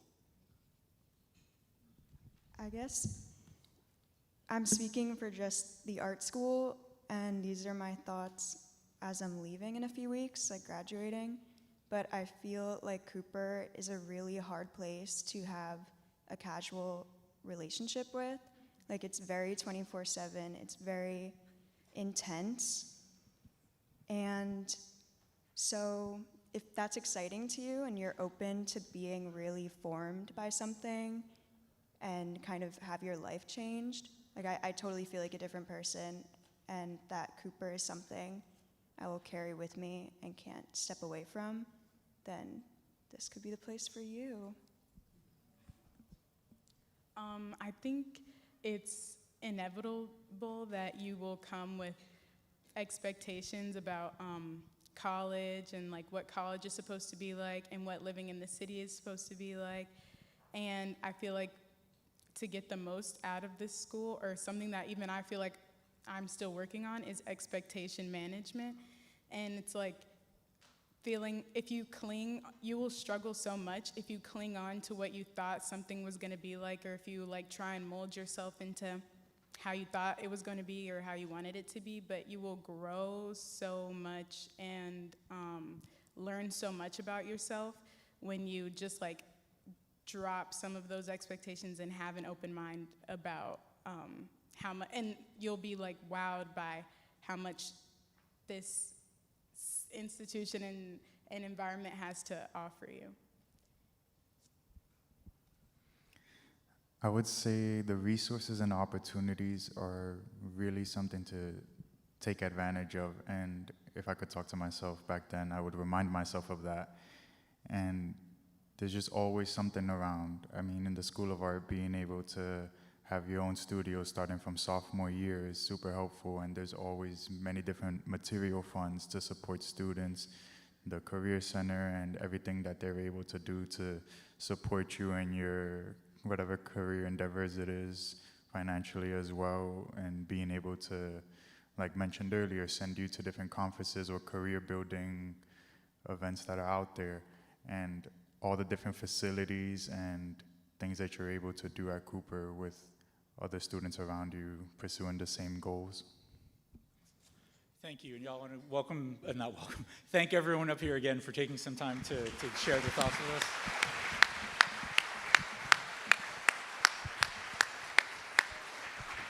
And I know many of them probably may have other things to do, but several of them will probably also be joining us for the reception later.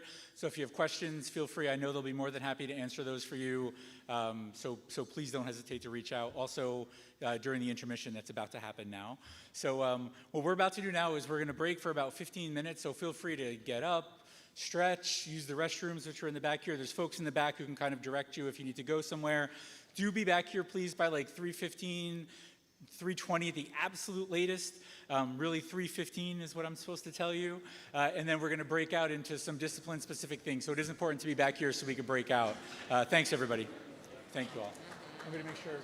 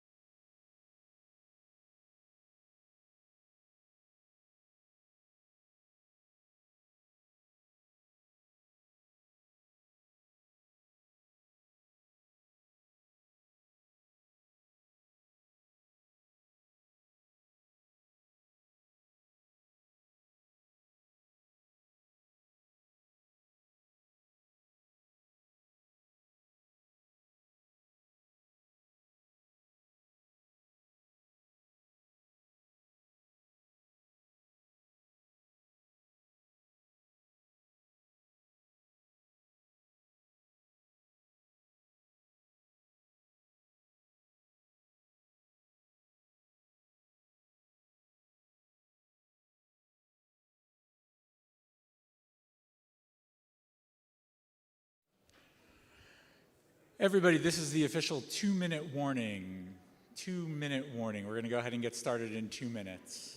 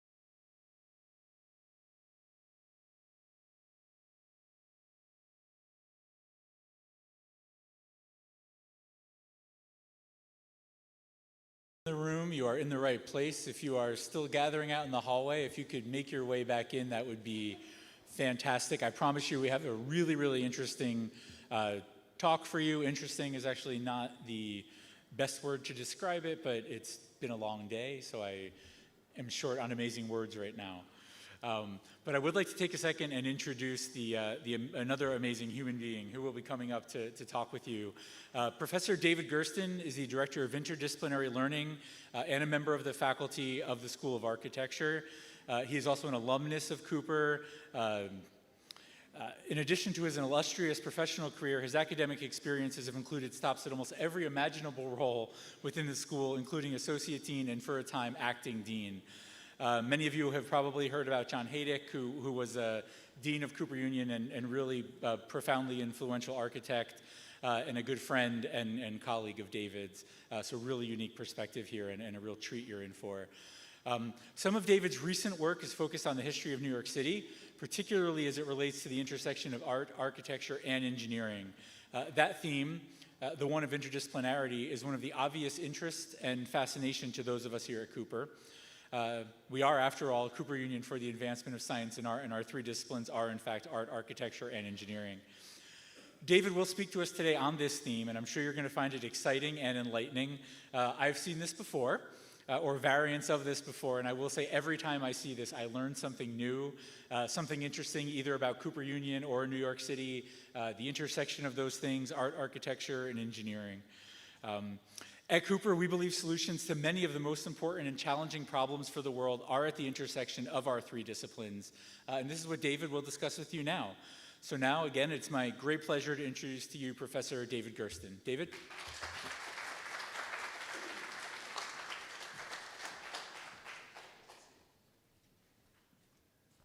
Thank you, Chris, for that very kind introduction. Hi, everybody. Nice to see you all. Thank you for coming. Welcome to the Cooper Union. As Chris said, yes, I'm an alumni. I was a student here in the School of Architecture in the mid-'80s. And in fact, I never actually left. Still trying to graduate. That calculus credit, no. But I've been teaching here since I graduated more than 30 years ago. So first of all, I really want to congratulate all of you on your children entering this community. It is a truly remarkable place. And I'm honored, and I'm still humbled, and I still feel very lucky to have been a part of this place really for most of my life. And I would say, having one child who started college about 2 years ago and one who will start in about a year, I know as a parent, this can be a time of great excitement, and it can also be a time filled with questions, like what are they going to be doing in this new place they're going? I also know that for some of you, this may be your first time here at the school and in this great hall. So what I'd like to do today is begin by sharing a little bit of the history of this place and some of how that history and legacy contributes to our mission today and to the work that we're all doing here in the Cooper community. And so I want to begin with a short story about our founder, Peter Cooper. So in 1859, as this building was being completed, Peter Cooper was watching a young lawyer in Illinois who wanted to be president. We were heading towards the Civil War. Peter Cooper believed that Abraham Lincoln was the voice and vision that this country needed. And he also felt that he really didn't have much of a chance of becoming president because nobody really knew who he was. Peter Cooper was 18 years older than Lincoln. In fact, it's an interesting detail that Peter Cooper, Abraham Lincoln, and Charles Darwin all share the same birthday, February 12th. Darwin and Lincoln actually, it's the same year, 1809. So Peter Cooper's 18 years earlier in 1791. So by 1859, Peter Cooper was a well-known and beloved figure in New York City. And he decided to invite Abraham Lincoln here to the Great Hall during his campaign, where he gave his Right Makes Might speech. And Lincoln became a national figure in a matter of weeks. And the rest we know. He won the presidency and shifted the historic trajectory. And that was the beginning of the Great Hall. Almost immediately, the Cooper Union became known as a place where you go if you have something to say. Susan B. Anthony and Elizabeth Cady Stanton, 1860, founding the women's suffrage movement, working towards women's right to vote. Frederick Douglass, abolitionist, 1863. Red Cloud, 1870. W.E.B. Du Bois, Eleanor Roosevelt, Pearl Buck, Bobby Seale. I saw Bobby Seale here. If you wanted to change the world, you announced it at the Cooper Union, here in this room. Countless social movements were born here. The founding of the American Red Cross happened in this room. The women's suffrage movement was founded here. Peter Cooper believed in Susan B. Anthony so much that he gave her an office in this building. I can show you the room on the second floor. The NAACP was founded here in 1919. Many workers' rights movements began here in this room. In 1909, a 23-year-old Clara Lemlich rose to her feet in a packed hall and called for a general strike of the garment workers in support of the Triangle Shirtwaist Company workers. The next day, 20,000 garment workers went on strike. It was the largest strike by female American workers in history. Many presidents have spoken here. Before they were elected, Presidents Lincoln, Grant, Cleveland, Taft, Theodore Roosevelt, and Barack Obama all spoke here, as well as sitting presidents Woodrow Wilson, Bill Clinton, and Barack Obama again. We have a list of well over 1,600 seminal speeches that have been given in this hall, and the subjects extend to all areas of human endeavor.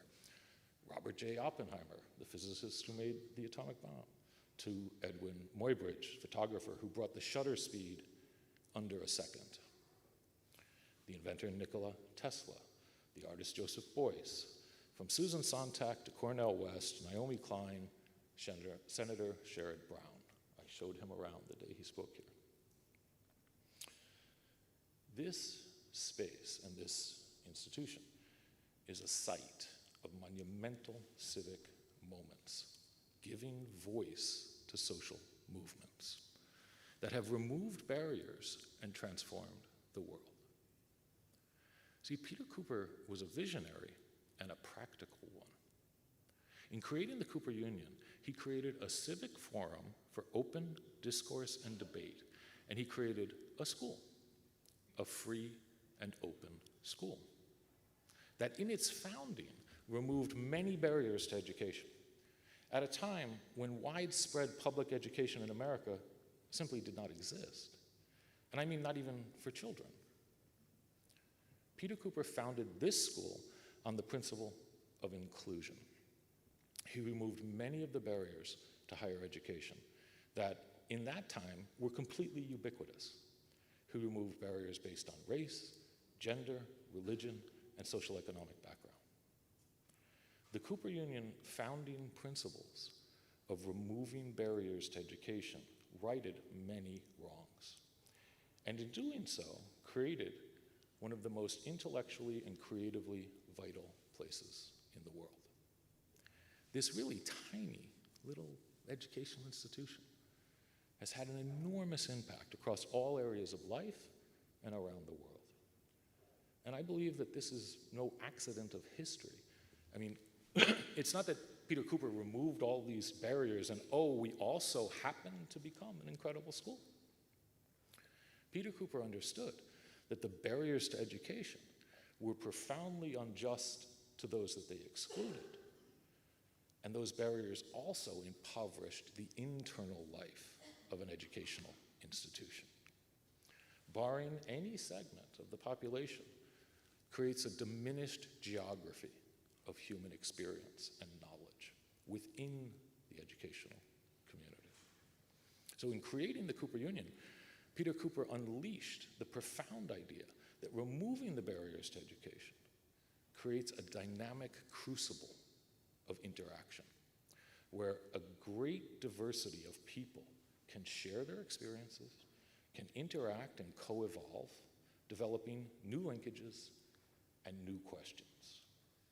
A place of free thought, of voice, of sharing ideas, and engaging in civic discourse that celebrates our differences, leading to a deeper understanding of what we share. The project, the educational project of the Cooper Union and the social political project of the Cooper Union are inside of each other. They are inseparable.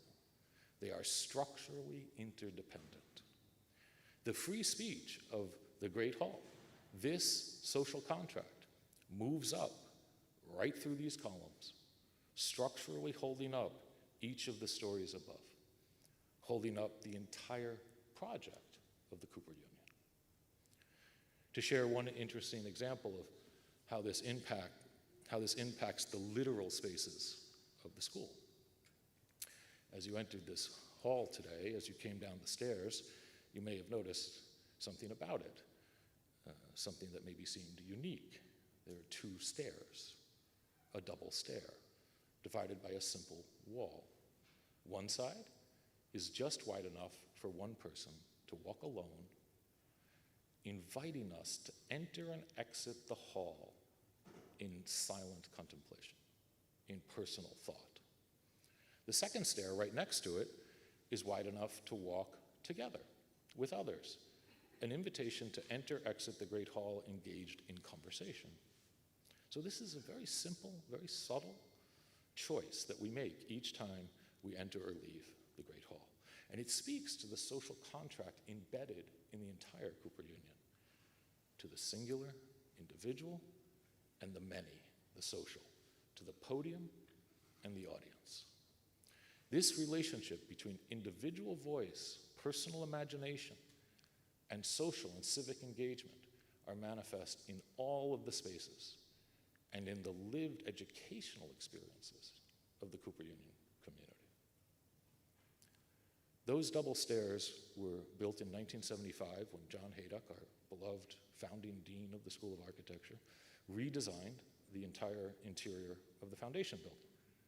And many of the spaces throughout the building poetically speak to the ethos of the creative imagination engaging civic shared questions. So striving for a better world through individual creativity within a willing community is at the heart of the Cooper Union, and it moves through all of the programs and spaces. The transformative impact of the social movements and the educational projects of the Cooper Union have been felt throughout the nation and across the world. And I would like to share with you one project that we do here that engages the students in many of these questions and histories and fosters an ethos of civic engagement and contributing to society. The project is called New York City, A 5,000-Year History. And this is a new project taking on a number of different forms. First as a class, and it's also a series of interdisciplinary workshops bringing together students from all three of the schools. Now, so there are a number of ideas that underlie New York City, A 5,000-Year History. First is the idea that New York City is a crossroads of people and cultures from all over the world. And as such, it contains a great diversity of cultures, knowledge, experience, history that literally goes back millennia. And these are woven into the living fabric of the multitude of communities that make up New York City.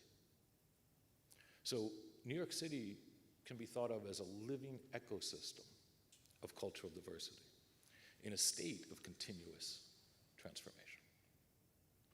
Now, one of the other key ideas of New York City, A 5,000-Year History, is that all of the disciplines pursued here at the Cooper Union, the disciplines of art, architecture, engineering, and the humanities, are deeply woven into the evolution and construction of New York City.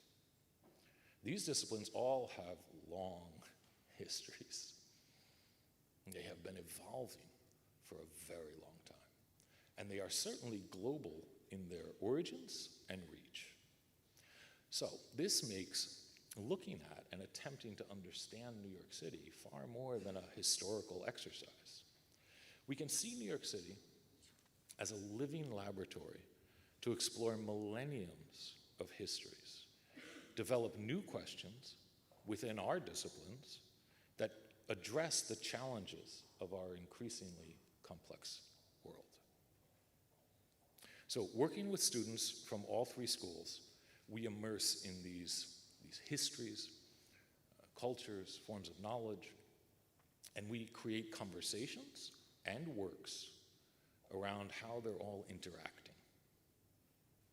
So reading the city carefully, listening to it carefully, offers great insights to how it has evolved and to our own historic evolutions, to who we are, to how we have lived, to how we will live, to how we live today, and perhaps to how we will live in the future.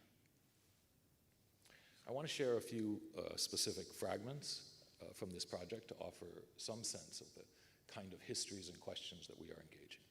And I'm going to start with another story that involves Peter Cooper, and that literally moves through the Cooper Union. The elevator. The invention of the elevator is one of those amazing stories. It's a hinge moment that in a remarkably short period of time brought about a dramatic and long-lasting impact. And it started here at the Cooper Union. Now, this story really is a link between two people, Elijah Otis, the inventor of the elevator, and Peter Cooper, the founder of the Cooper Union. So in 1859, when the Cooper Union opened its doors, it was the tallest building in New York City. This building, this 8-story building. This gives you a sense of the geography of the time. And when it was built, it contained an elevator shaft, which is the round elevator that you see in the lobbies. This was an empty elevator shaft because it waited 4 years until Elijah Otis invented the elevator. See, Elijah Otis and Peter Cooper were friends. So Peter had heard about the coming invention, and the Cooper Union was built with a shaft ready for this elevator. It's actually kind of funny because, right, it's a round tube. It's like the Jetsons. You know, Peter Cooper was imagining people would be moving in tubes. And of course, when Elijah showed up, it was a square. And so for most of its life, it was a square inside of a circle, which made it relatively small. It fit maybe 3 or 4 people, and it had an operator. John Haydock's renovation created the circle inside of the circle that we have today. When Elijah Otis installed the elevator, from that moment forward, the city exploded upward. Because 8 stories was the tallest building in New York City because nobody was going to walk higher than that. So the elevator removed that barrier and unleashed a vertical movement that became the city we know. And this, of course, spread around the world's cities. Now, of course, the details matter in these stories. Because if you think about it, how could that really be the first elevator? Right? It always seemed weird to me. I mean, I always imagine, King Henry IV probably had some room that could be raised and lowered with ropes. I would guess that even in some form of elevating room in Rome or Egypt. So what is it that Elijah Otis invented? He invented what's called the safety elevator.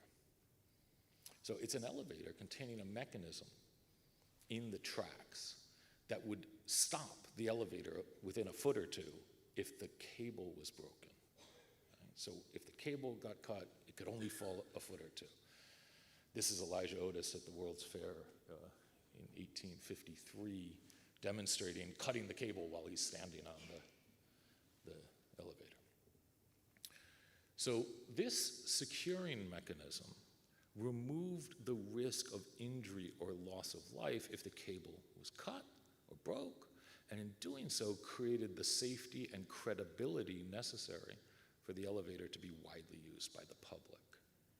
Meaning, it made the vertical movement within this tiny space of the elevator cab a public space. That's what he invented, like the public square, a tiny one that could go vertical, creating an entirely new geography of human inhabitation. All of the spaces above 8 stories was now inhabitable space by the public. In removing the vertical barrier of walking above 8 stories, the safety elevator unlocked and mobilized the resources that fueled the 150-year vertical rise that is New York City and the world's cities. The elevator, in many ways, is far more than a material device or a machine or a tool. It's a spatial idea, one that has transformed all cities since its invention. Peter Cooper founded the Cooper Union with the fortune that he largely made in the steel industry, and specifically building the steel for the railroad tracks that crossed the American landscape. So this brings me to another hinge moment that I'd like to share: the railroad system. In 1869, just 10 years after the opening of the Cooper Union and the installation of the first safety elevator, the transcontinental railroad was completed, connecting the east and west coasts of the North American continent. And this is the one line, just this one line stretching across the country. And this is a quote from Rebecca Solnit, from her a wonderful book called River of Shadows, where she looks at the relationship between Leland Stanford, who built the railroad, and Edwin Muybridge, who brought the shutter speed under a second in photography. They were very close. An amazing story. Quote, once, the North American continent had taken months to cross, and the passage was arduous and perilous. In the decade before the railroad, the time had been whittled down to 6 or 7 grueling weeks, barring accidents. With the completion of the railroad, those 3,000 miles of desert, mountain, prairie, and forest could be comfortably crossed in under a week. No space so vast had ever been shrunk so dramatically. The Transcontinental Railroad changed the scale of the earth itself, diminishing the time it took to circumnavigate the globe. End quote. So this line was a crucial hinge in our experience of space, time, geography, meaning as that network grew, any given point A and point B location were spatially the same distance apart, but the time it took to get between them was dramatically different after the train, which shifted not only our experience, but the trajectory of the evolution of civilization moving forward. Now, there are some important and obvious comparisons to the elevator. We can understand the train and the elevator both as spaces that move. One of them moves horizontally, one of them moves vertically, both dramatically transformed space and time, and in doing so created new geographies, new forms of human inhabitation. In fact, like the elevator, we know that trains move within cities with the subway. Here, in this image, we can see together the subway tunnel on the left and the elevator shaft on the right. The subway is a remarkable expression of the direct interaction of the elevator and the train, the vertical and the horizontal. The elevator allowed a vertical rise and consequently a density of population to live in close proximity. That verticality allowed the density. This is, of course, essential to the evolution of the city. By 1904, the vertical rise of the towers in New York City, allowed by the elevator, created a density of population that moving horizontally required us to go underground. The density of people created a frenetic movement on the ground in the space between the rising towers. And it was so full of people and movement that it became more efficient to construct passages, right, within the thickness of the earth itself.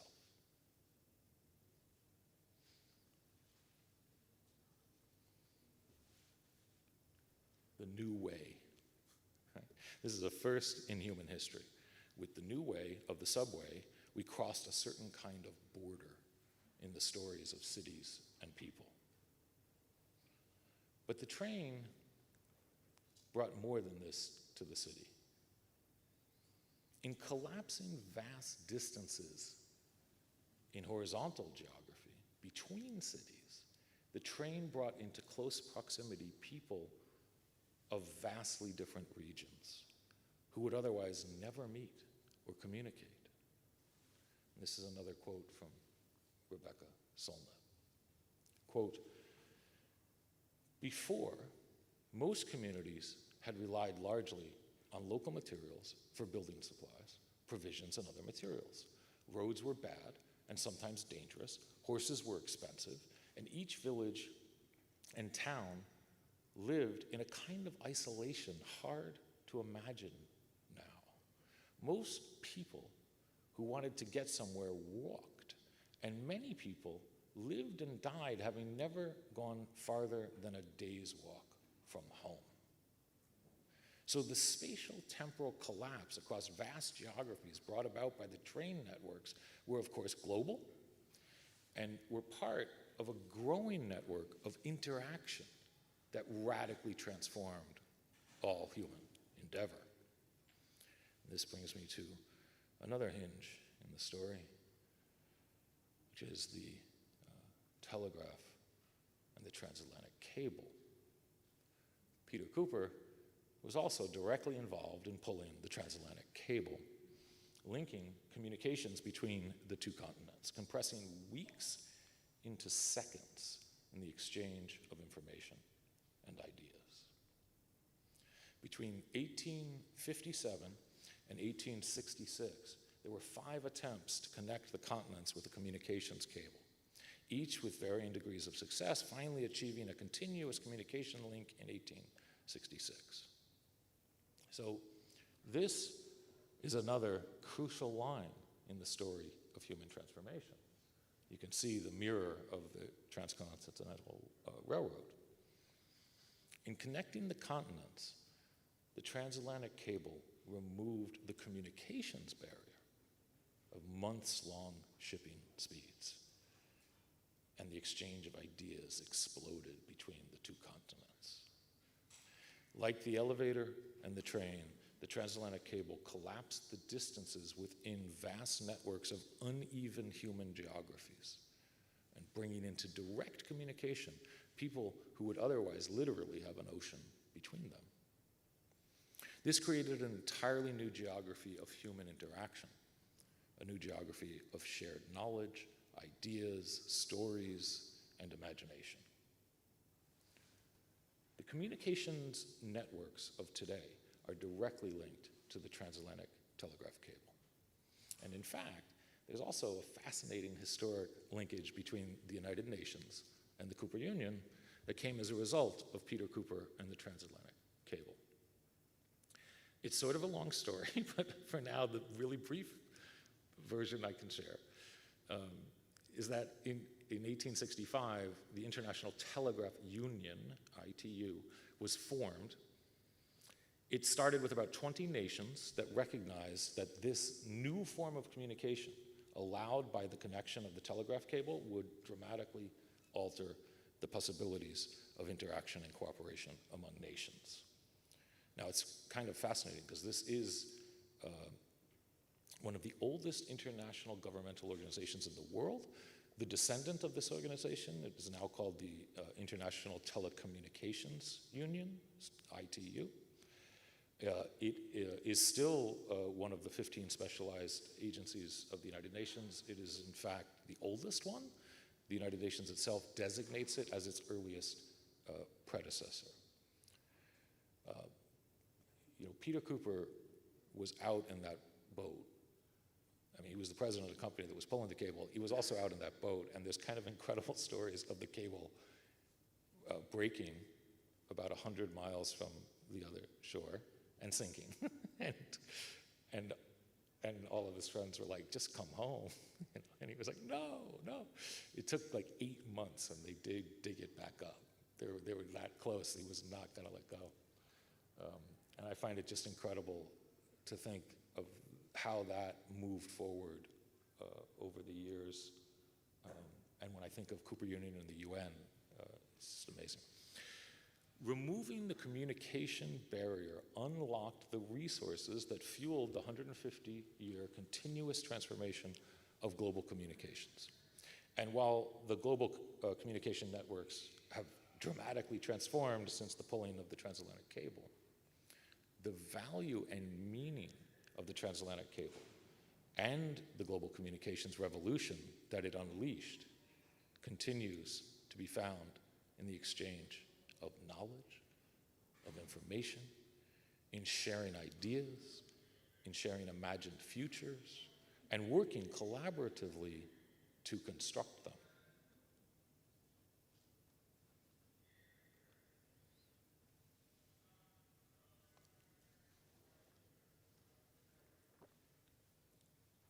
This is the earliest known photograph of a person. You can see them there.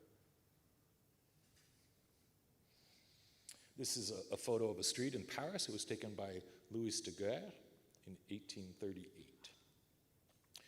The street was very likely filled with people moving in all directions, none of which are in the photo because the shutter speed was too slow to capture them. It's interesting that for the first few decades of still photography, the image could only capture what was standing still. The only reason we see that person is they were standing still getting their shoe shined. So there were roughly 65 years between the emergence of photography, Louis Daguerre, 1838, and its evolution into film, the Lumiere brothers, 1890s, 1895, some would say. These years largely overlap with the transformative period of the elevator, the train, and the transatlantic cable. So through all of the hinges, new ways of moving, new ways of communicating and experiencing the world, photography and film were and continue to be some of the most mysterious and remarkable transformative forces. This is Thomas Edison with an early film camera. Thomas Edison went to Cooper Union as well. Photography and film allow us to experience the past in the present. Like the train and the telegraph, photography and film radically transform our space-time geographies. They collapse point A's and point B's in space and time. So in the most basic sense, a photograph happened at a point in time when it was taken and is happening at any given time when it is viewed. So this photo, in this photo, we are looking at what happened in 1928. And we can recognize it now. We can recognize that this is Thomas Edison at the right, demonstrating his movie camera to Kodak founder George Eastman. We can recognize that in this very present tense. Meaning there's a moment, point A, when the photograph captured its subject, and that point A moment is held in the image and carried forward towards all of the point B moments of when the photograph is experienced. So like the train and the telegraph, photography and film collapse time. They create entirely new geographies in time, linking a multitude of past moments into the experience of the present. In many ways, photography, film, and the modern city all grew up together.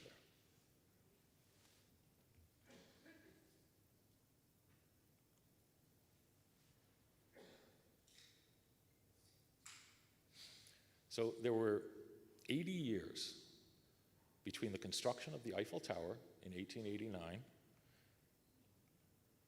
and the construction of the World Trade Center towers in 1969. 80 years. I think that's kind of astonishing. I mean, that these two moments are that close to each other in time. It's something comparable to somebody's lifetime.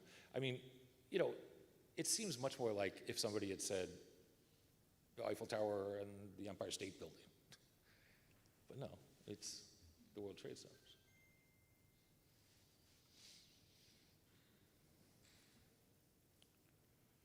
This is a chart showing global population growth over the last 10,000 years. During the 80 years of this one lifetime, the population of the planet more than doubled from about 1.48 billion people in 1889, Eiffel Tower, to about 3.6 billion people in 1969, World Trade Centers. And in the 54 years since 1969, it has more than doubled again, growing from 3.6 billion in 1969 to about 8 billion today. And this is increasing roughly at a rate of 200,000 people per day. It should be little wonder that we constantly have the sensation that the world is changing. In fact, today, in these early days of the 21st century, the most common observation is transformation itself.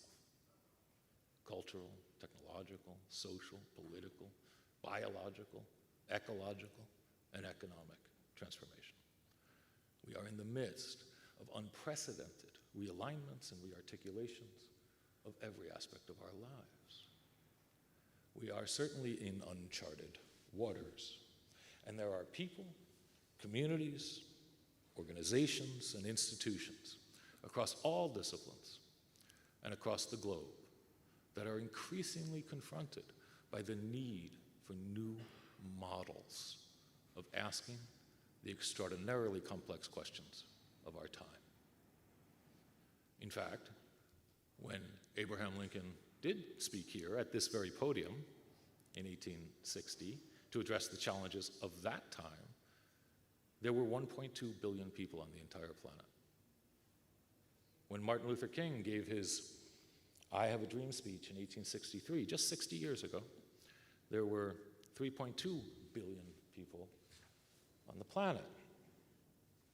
So, when we look at this chart of the last 10,000 years, we can ask a simple and perhaps most mysterious question. What happened? I mean, what?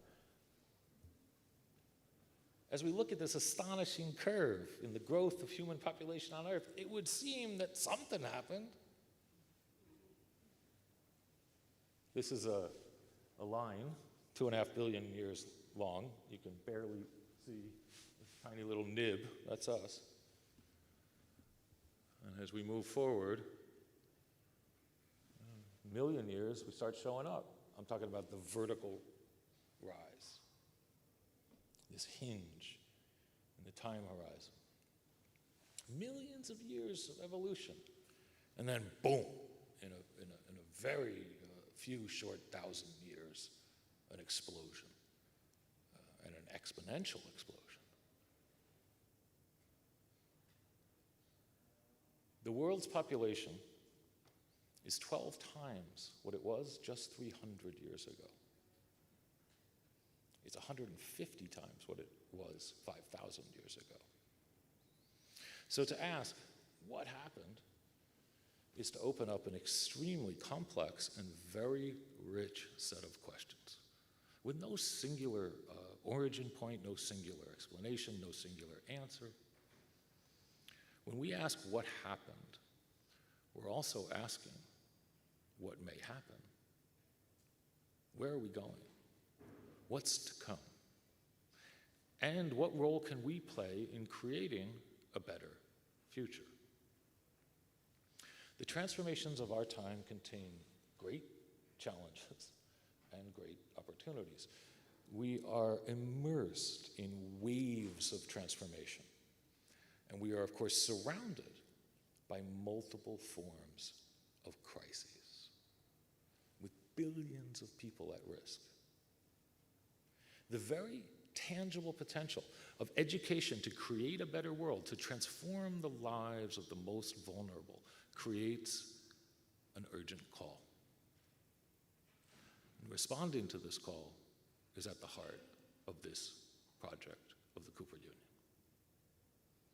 Education, the evolution of knowledge, affords us a unique means of navigating the challenges we face, individually, as a community, and a civilization, and creating the transformations that aspire to our best hopes and aspirations.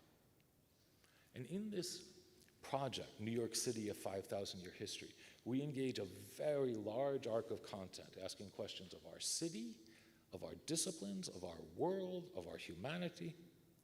There are literally thousands of moments, hinges, turning points within very different time frames and durations that are all interacting in this kind of endless story of life and civilization that is moving through the world and New York City.